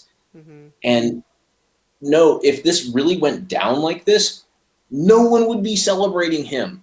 Yeah. Like that this would not be like the final like this, even if it all went just like that, like this would not be the final catalyst that like motivated all his followers. Like Yeah. none of them gave a shit about whatever Merv Griffin, whatever the actual guy, Yeah. whatever Robert De Niro's character was supposed to be. Mm-hmm. Like they didn't see him. Like it was all self-serving. Like it was he didn't like that he was being brought on to be made fun of. That is too, even if that had been what happened, it's too personal to like launch this movement. Like all of that doesn't exist outside of like the way the movie like forces us through this tunnel of like, look, he's not political, and look, we're all tired of being made fun of. So when he stands up to the bully who brought him on to make fun of him, we all march. And it's like that's not a thing. This is not a thing that would ever happen. Like you kind of made this up. But because the movie, and this is again a score thing, the movie brings that tension up and like makes you feel like this is the catharsis that they all needed, was to get the guy who makes fun of them. And it's such bullshit. Like it's not it's not a real thing. Like Yeah. I don't know. I agree. Well, like there's lots of whole bits of that thing. Like just the fact that this talk show called this random, like, okay, first of all, the joke that was they, your 100 anvils on his head.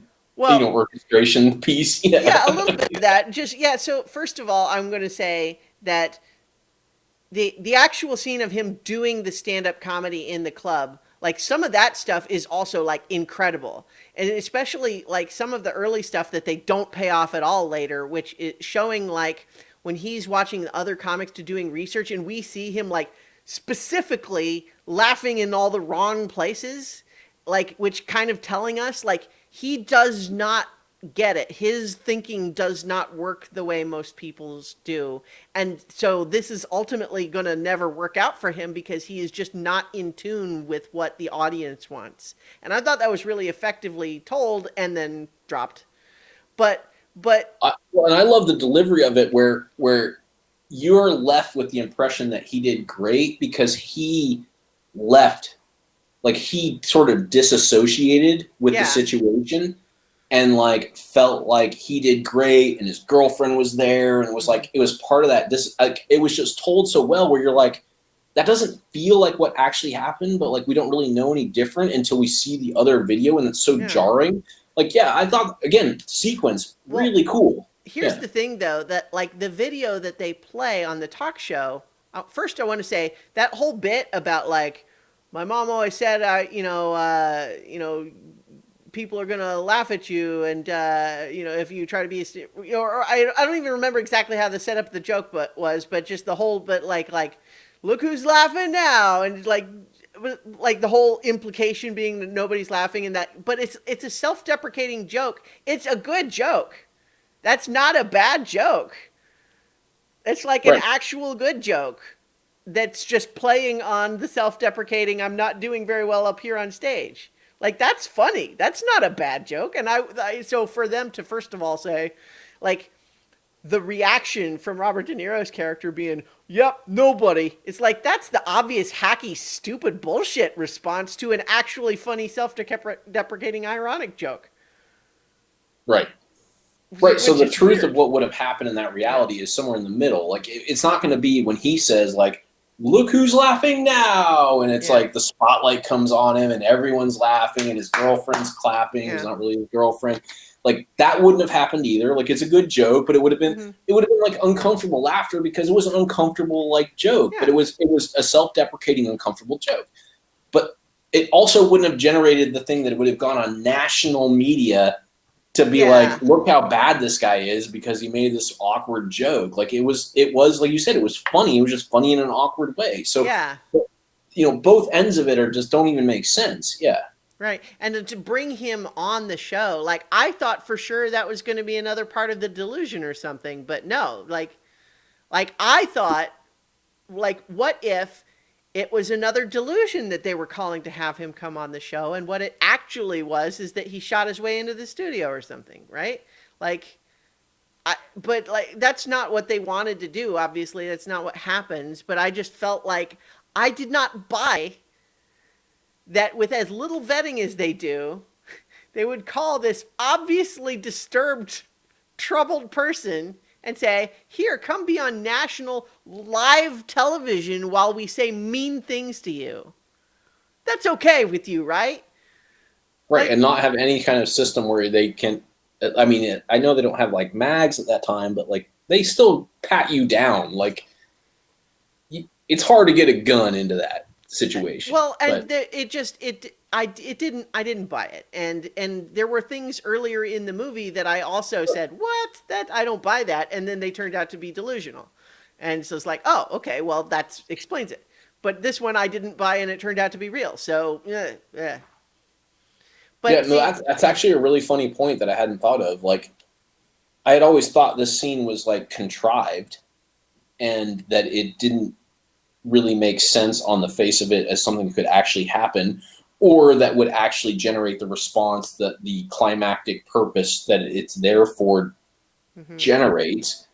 But I hadn't even thought about the fact that like the other contrived scenes that were meant to generate these kind of effects were delusions. Mhm. I hadn't even, so again, it's this whole like both ways thing, or Yeah, it's so I mean, I think we're coming up with lots of different ways to say kind of examples of what we're talking about when we say lots of cool lots, stuff, really well done, but it just kind all of, flat. yeah, Yeah, it's Frankenstein's together in a way that doesn't actually allow it to move around very well. it's fine. Yeah, it's fine. I'm a little bit bummed that it's the movie that got the most nominations out of everything, and it probably pushed a couple of other things off the list. But it's not bad. It's just not a masterpiece. Yes. Yeah. All right. So if we have another 15, 20 minutes, you want to talk about Once Upon a Time in Hollywood? Yeah, All right. let's do that. So Do you have any initial impression you want to just leap right off with, or I can start? I mean, I don't want this to sound like super controversial, but I feel like this might be my favorite Tarantino film. I think you are not the only person to say that. I'm not sure I'm 100% there with you, but you're not the only person I've heard say that. And the reason why I'm hesitant on it is because I was I was kind of a super fan, or as you would say nowadays, a stan, when he came on the scenes. Mm-hmm. Uh, Huge fan of Reservoir Dogs, like even before Pulp Fiction. Like that was just one of those like this gritty movie that like when you were kind of in that culture that you just had to see, and you saw it and you were like, holy shit. Yeah. That dialogue is so tight. That violence is so real, but relevant. Like it's not gratuitous. Like everything about it was just so good. And then you see Pulp Fiction, and it's like nothing you've ever seen before. And then now going back, and it's like, and then there were a few other things that he did that I didn't enjoy as much. And then I look back at Pulp Fiction, and it's like, okay, Pulp Fiction's still good, but I think there are other movies that have taken what he, again, you can't take away the credit for him launching Right. like some of these thematic elements, but there are other movies that have done all of the parts of what made Pulp Fiction good better. And so you kind of get a little worn on him. Yeah.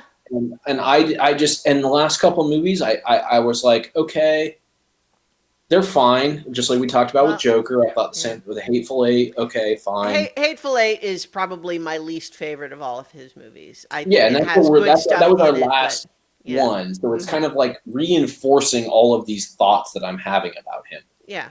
And then this one comes on, and it's so tight, and it's so good, and the payoff at the end is like it's just so hidden until you get there that it's so delicious when it happens. Like I thought, at least. Like well, yeah. I my first reaction when seeing it, like when as I'm watching it the first time there, haven't rewatched it, but when I watched it in the theater, I was basically loving it all until it just flipped the switch on the violence right at the end, where it was such a tone shift all of a sudden, which like I got the purpose of, and generally speaking, I'm not too like I watch horror movies. I'm not gore phobic really, but it just got suddenly so violent that I think like my initial reaction was turned off a little bit. And it wasn't as much of a catharsis for me because I was suddenly feeling like, oh, this is more than I wanted. But I found as I let the movie kind of steep in my brain that reaction faded, and just the things that I remembered really liking about it is what stayed with me. But there in the moment, I had that reaction of feeling like, oh, this is like actually way more than like. It's one thing to say, yeah, these are bad people, get them. It's another thing to say, oh yeah, let's have him beat that woman who's half his size's face into a telephone until her skull is mush. But it's the same thing with like what he's kind of gotten away with like Inglourious Bastards. Yeah. Like, I mean, the people, these are real people who were real bad. Oh, of course. Yes. Yeah. But that's sort of the thing. Is like, yeah, I didn't like that either, but it got me more than like the Inglourious Bastards. Like, what the fuck? Like, it was just like, oh, that's right. He makes movies this way. Yeah. Like, where he just fucks with reality. And there is this, like, again, like, I'm sorry for the swearing, but it's just that is part of this movie. Like, is the what the fuck. You know? Well, like, I mean, and you're remembering like what you know about these killings, and you're like, wait, this didn't happen. Well, of course it didn't happen. He made this up. Like, holy shit! But should we be rooting for these guys? These are our heroes, and these are bad guys. But what the fuck are they doing? What's going on here? Yeah. Like, and that whole disconnect that you're left with for 30 minutes that you have to steep into. I thought he delivered for me, he delivered that better than any movie he's tried to do that. And like this was a culmination of like a lot of practices for me. So well, yeah. like so the difference, like in my reaction, I think with this compared to say, Inglorious Bastards, is that it's always there in Inglorious Bastards, right? It's throughout. It's not just concentrated all in the last 20 minutes of the movie. Which right. There's always the violence. There's always sort of the twist right, of the real story. Yeah, and so I think it just wasn't such like a shock in that one. Whereas this one, it just felt like, we were at a 2 for most of the movie, and then we went up to a 10 for the last 20 minutes. Right, which again I think is what part of what I loved about it is that like right in Inglourious Bastards, like you're always on this path of like it's all sort of a fake history, but on this one you're like, oh, we're going to tell you like here's these parallel paths of things that you knew that went on, like here's Hollywood at this time and here's what Manson was doing, and we're going to kind of weave in and out a little bit, and then we're going to collide, and when we collide it blows the fuck up, and it's like I don't know, well, yeah, so the thing is, it's like in thinking about it since and reading about it since and watching what videos of what other people think about the movie since and everything, like I can see that there's some I'm hearing really well-respected critics like me talk about how great it was. Yeah, well, you are joining the chorus of voices that feel that way. And the thing is, so I feel like there, even with that violence at the end, like there is some interesting, thoughtful, thematic work going on there. It's not just exploitative for the hell of it, right? Right. There's some interesting and intentional stuff happening there that I can appreciate now thinking back on it, even though at the time I didn't actually enjoy watching that part. But thinking back on what it actually means for the whole story is still interesting to talk about and think about. I wonder if how I would feel about it rewatching. Like I've seen clips of that sequence again, but and the truth is also, I guess there is the sequence when Brad Pitt goes to the ranch earlier where there's some, realistic violence there. But the movie does, like you were saying, you're talking about all of these dualities and these parallel tracks and everything, and the cartoony Western violence or grindhouse violence that Leonardo DiCaprio's character does in his movies, but never in his real life, versus what Brad Pitt's got going on, where like he got the actual gritty reality happening to him. Yeah, and at the same time, his character gets the movie star treatment, while Leonardo DiCaprio's character gets the schlub neurotic actor treatment, which is like a credit to both of them. The whole thing is incredibly braided together. It's amazing. Oh shoot, what was I just? We were talking about ambiguity with Joker, and one of the examples that came to mind that I didn't mention then is a better example of effective ambiguity here for the question: did Brad Pitt's character kill his wife or not? Right, and we don't know. Yeah. We have no idea. It's left showing like he very well might have, but it doesn't definitively show us either way. But it's doing that intentionally to give us that little bit of a feeling of danger with that character, of like, maybe he is that guy. Maybe he's the good old boy that we kind of like to see and root for, who's getting up on the roof and doing roof repair without a shirt on and drinking beers in his little tool holster. But maybe he's also the guy who murdered his wife. Right. And you always feel that way. So when you get to that, like that tension point and that release, again, it to your point, like with Joker, like the whole like tension and catharsis, like that's sort of the whole deal. Is like, is this guy violent? And then he has this massively violent outbreak, and you're like, again, what the fuck? But then you remember these are serial killers. Like these are people who, like in our real life, went to jail for life because they are serial killers and a cult. Like we should not be empathizing with them. But man, he Well, is being really nasty to them. right. You Not know? only did they do those horrible things in real life, but explicitly in the movie, their presence in the house is because they intend to break in and murder everybody. So it is Well, literally self-defense it's also. the presence in the house is is the first episode of their serial killing. Well, but they switched their target, right? Like, Leonardo DiCaprio's character is not a real person that they killed first. No. But the reason, because they weren't in Leonardo DiCaprio's house. They were in his neighbor's house, which was the No, they were in Leonardo DiCaprio's house next door to Sharon Tate's house. That's why when Leonardo, oh remember when they're taking Brad Pitt away in the okay. ambulance, and he's like, "What's going Yeah, on out sorry. there?" I only watched it once too. That no, Sorry, you're that's right. You okay. patched it But together. Yeah. yeah, but but the so basically they were intending to go into that house and kill Sharon Tate and that whole thing like real life.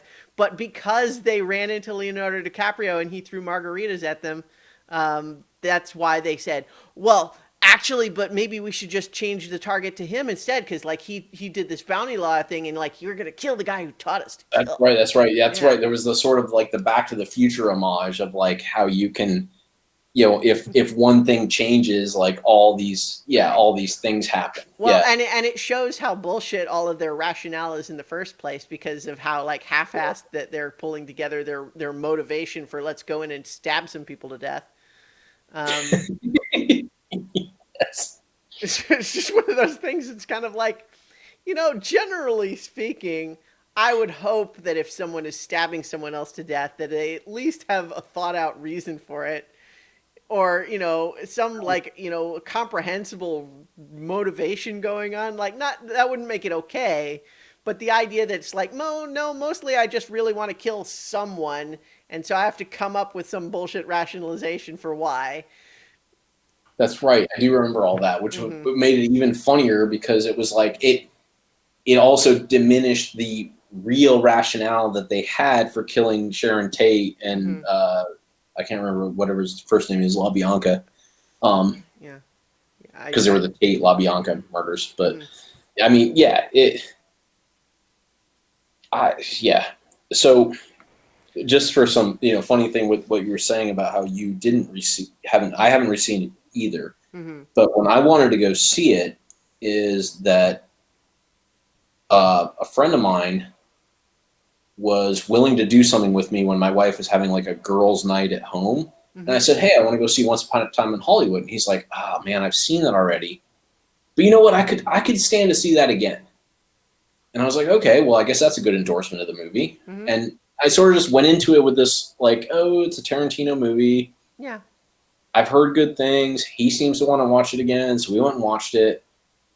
And then we got out of it and we came back and to my place, and my wife and like all her friends were kind of like exiting, and they were like, oh, what did you do tonight? Well, we were having girls' night. And I was like, oh, I Once Upon a Time in Hollywood. And one of the girls like actually engaged me at the point. It was like, I've heard it's really good and I love Tarantino. What did you think of it? And I was like, at the time I said, honestly, I think it's my favorite Tarantino movie. And that was my initial reaction. And now 3, 4, 5 months later, whatever it is, like I kind of feel that way. So I do want to watch it again to like see it on a second viewing. Does it hold up? Because obviously there's all those other ones I've seen multiple times. But my initial and lasting reaction have been, it's like almost like all those other movies were practiced to get to this. Like, not that they should be diminished like that. Like, I still enjoy them on their merits. But it's like you can see all the stuff. Like, there's stuff from Reservoir Dogs in there.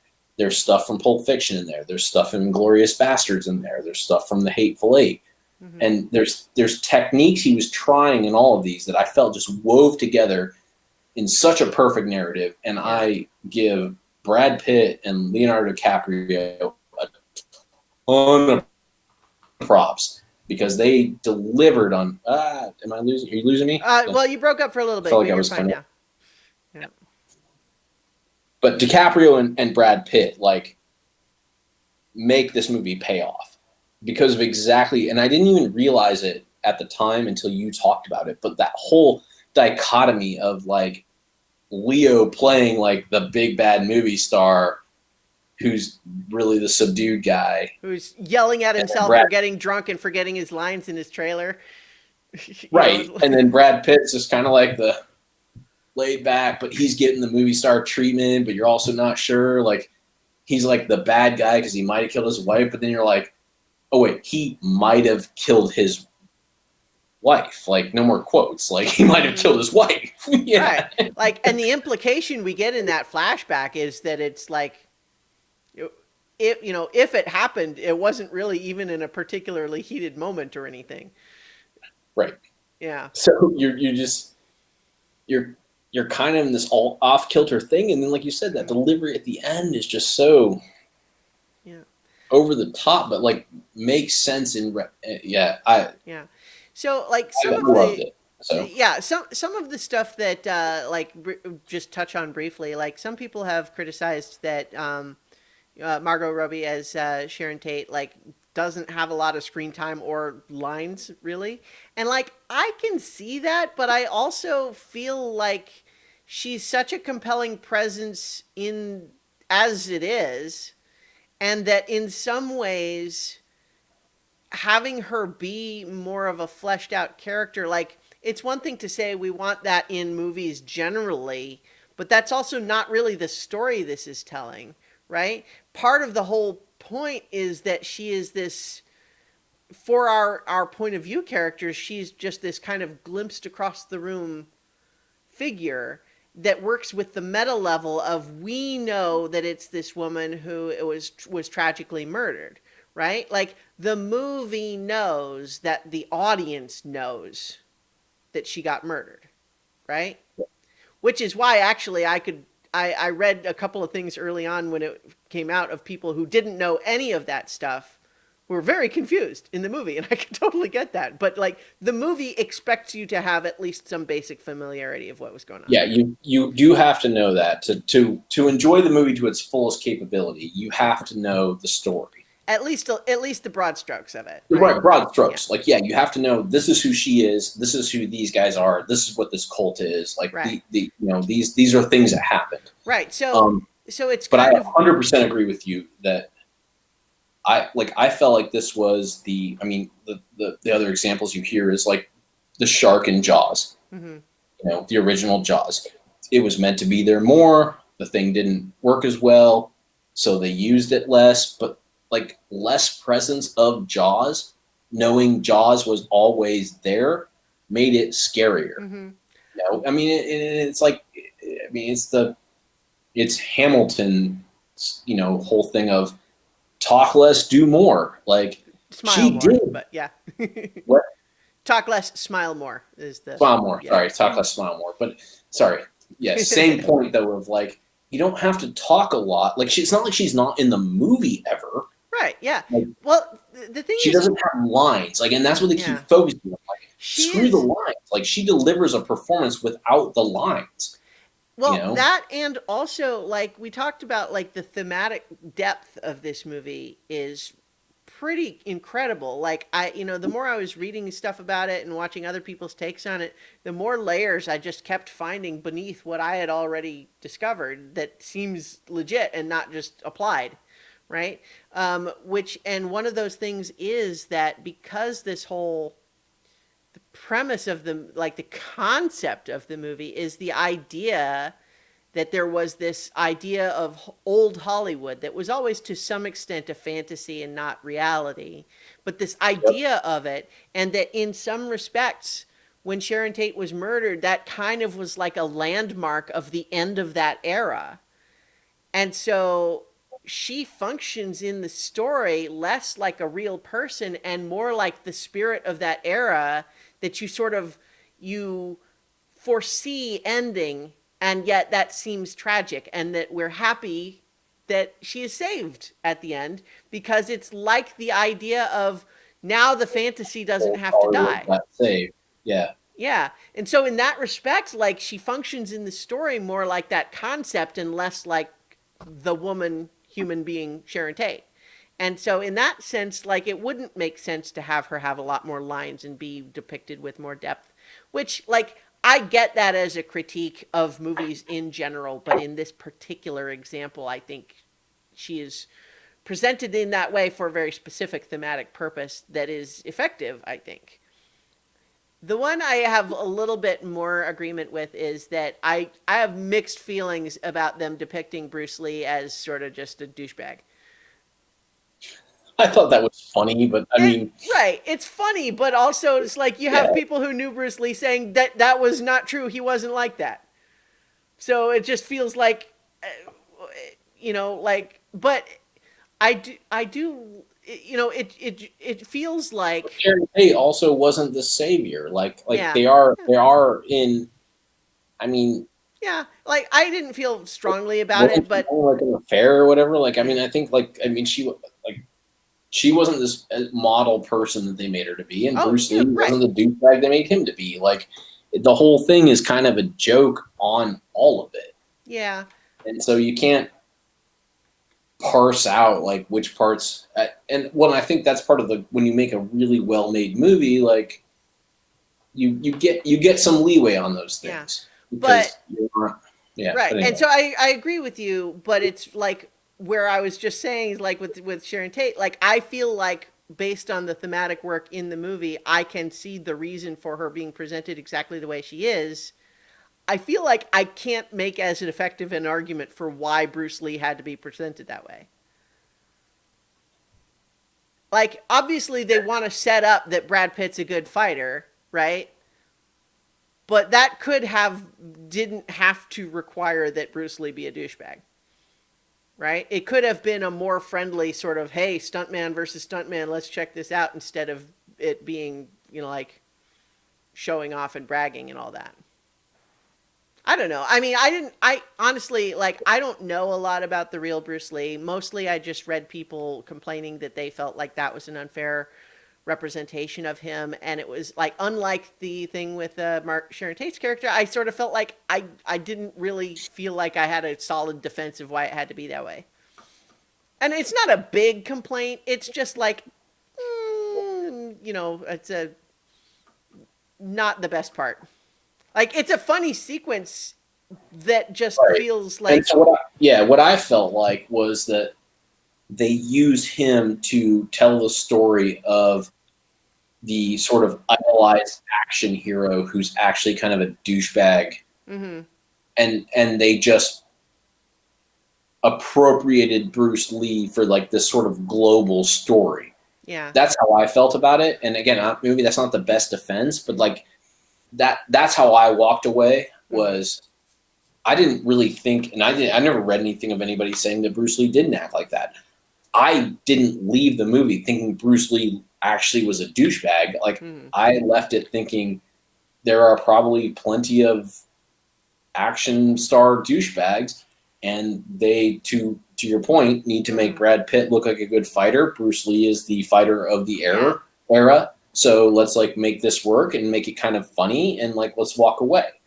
And that's how I took it. So, yeah. you know, Well, and I think that's fair, and I think it's also fair to reflect on the idea that that sequence only happens in a flashback from Brad Pitt's perspective. And so we can perhaps acknowledge that maybe he is not 100% a reliable narrator for that sequence. yes, it's the Joker But delusions. right, but again, it's like that's something you have to bring to the interpretation of it, because the movie doesn't necessarily tell us that he's not a reliable narrator there, right? Right. The But what I didn't leave the movie with was this fact that it was like trying to like tarnish Bruce Lee's well, legacy. yeah, Like, it was a joke. Yeah. yes, but also Bruce Lee was a real person. He was also a minority in Hollywood at a time that was a big deal, and not and he was one of only a few, and had to really work hard to try to not have that be the only thing his career is about. And there's a lot and he has family that's still alive today and upset about that depiction. And so like it's a little more nuanced. I'm not saying I hate the scene. Yeah, It's a no, fun yeah, scene, no, but you're that's yeah. totally fair. You're right. You're right. Well, I just hadn't considered all of that. Yeah. yeah, and it's not about saying is it right or wrong that that sequence happens or that it's in that movie that way. It's just that it does raise some of those questions that are worth talking about. I think doesn't mean that we have to hate the movie. It doesn't mean that it's even a bad scene. It's just there's nuance there, especially anytime you're talking about depicting real people, right? You know, it's like because the thing is like Quentin Tarantino did go to Sharon Tate's surviving family to make sure they were okay with what he was doing. I doubt he did that with Bruce Lee's family because they specifically said that he didn't and that they were mad. So, Which, yeah, I mean, that point, like, had he gone and said, like, hey, I'm going to depict Bruce Lee in this way, but it's a characterization of, like, it's a joke about action stars in general. I just need him because it's the time. Like, are you okay with this? Like, if he had just said that, I think I mean, I don't know that they would have been okay, but he would have had a better shot of them being okay. Yeah, I mean, and again, it's like that he didn't actually do it is right. Yeah. Yeah, and just because, kind of like we said with Joker, you know, it's like sometimes the discourse can get so noisy with the extremes on both ends that, like, the idea that maybe this scene is not all it could have been, or that there are some things that are, you know, things that it's like maybe we think like, you know, is that the best possible way it could have gone? I don't know. It doesn't mean that the movie is bad, actually, right? It's just. Right.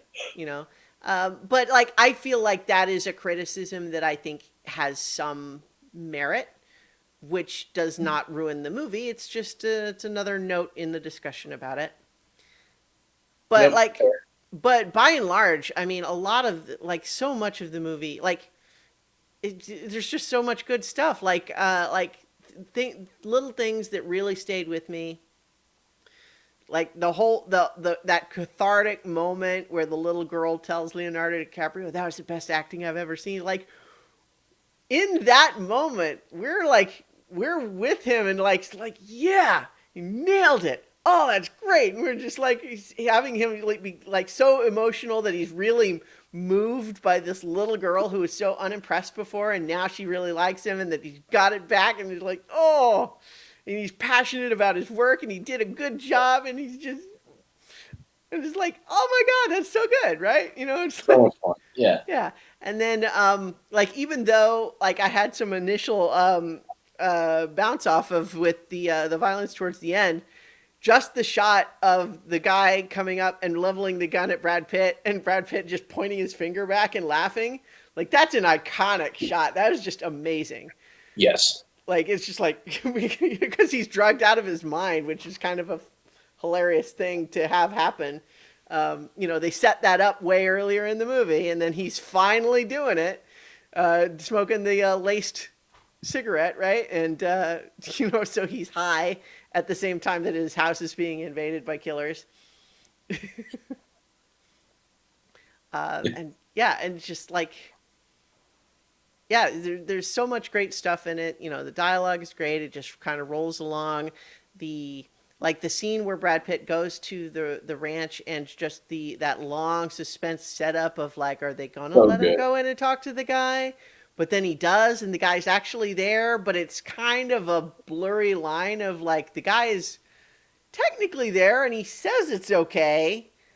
So it's increasingly hard to really justify that you have to do something, except that it's really an edge case. Still seems pretty obvious that they're taking advantage of him, even if he says it's okay. Like, you know, so that it's just one of those where you sort of feel like we're going to find the guy, and depending on whether he's okay or not, that draws the line for us of whether we do something about this, right? But then we're denied that clarity. Yeah. You know, and Brad Pitt even, like, I mean, he wears out, like, he doesn't say much in that sequence, but he like wears it like the whole way through. Like he's the one that lets us feel the same way that you're talking about. mm-hmm. Where he kind of looks at him and he's just like, you know, I can't even do it. Like, but he's just like, okay, yeah. I mean, yeah, I guess I hear you, but I'll go do what you say. But he, like, you can tell he's not feeling it. Like, he does a phenomenal job. I mean, Yeah. like I said, both those guys do. I mean,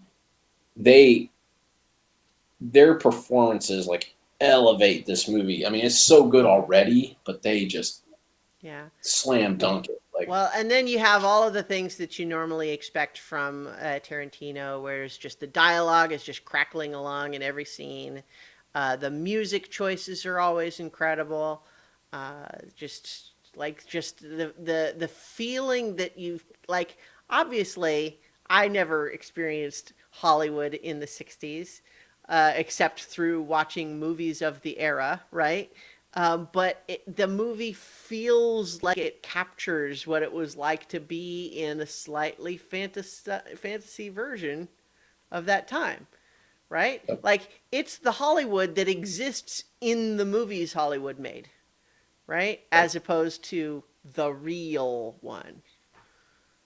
But then you also kind of have that duality of the two like kind of like throughout, right? coming under, yeah. It's that's why you get just those two characters just really braiding together in this way of like, the Leonardo DiCaprio is the one who's playing the Hollywood tough guy, but that's kind of who Brad Pitt really is, except Brad Pitt has this undercurrent of menace, but also he's the one doing the actual gritty things, but then it all kind of just comes together at the end. Yeah. It's good. It's a good movie. So good. Yeah. So, do you want to try to talk about Knives Out too, or maybe this is a good stopping point for tonight? No, I mean, I haven't eaten dinner, so. Yeah. Well, we'll come back and we'll talk about Knives Out, and I think we both said that we really liked it already, so you can start with that.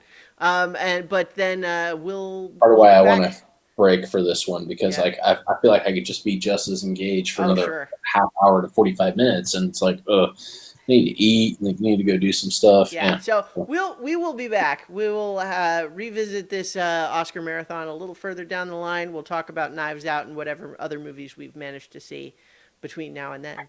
So in the meantime, everybody, go out and watch good movies, and not just movies that you always would have watched, but maybe find some that you might not have seen otherwise. Hell yeah.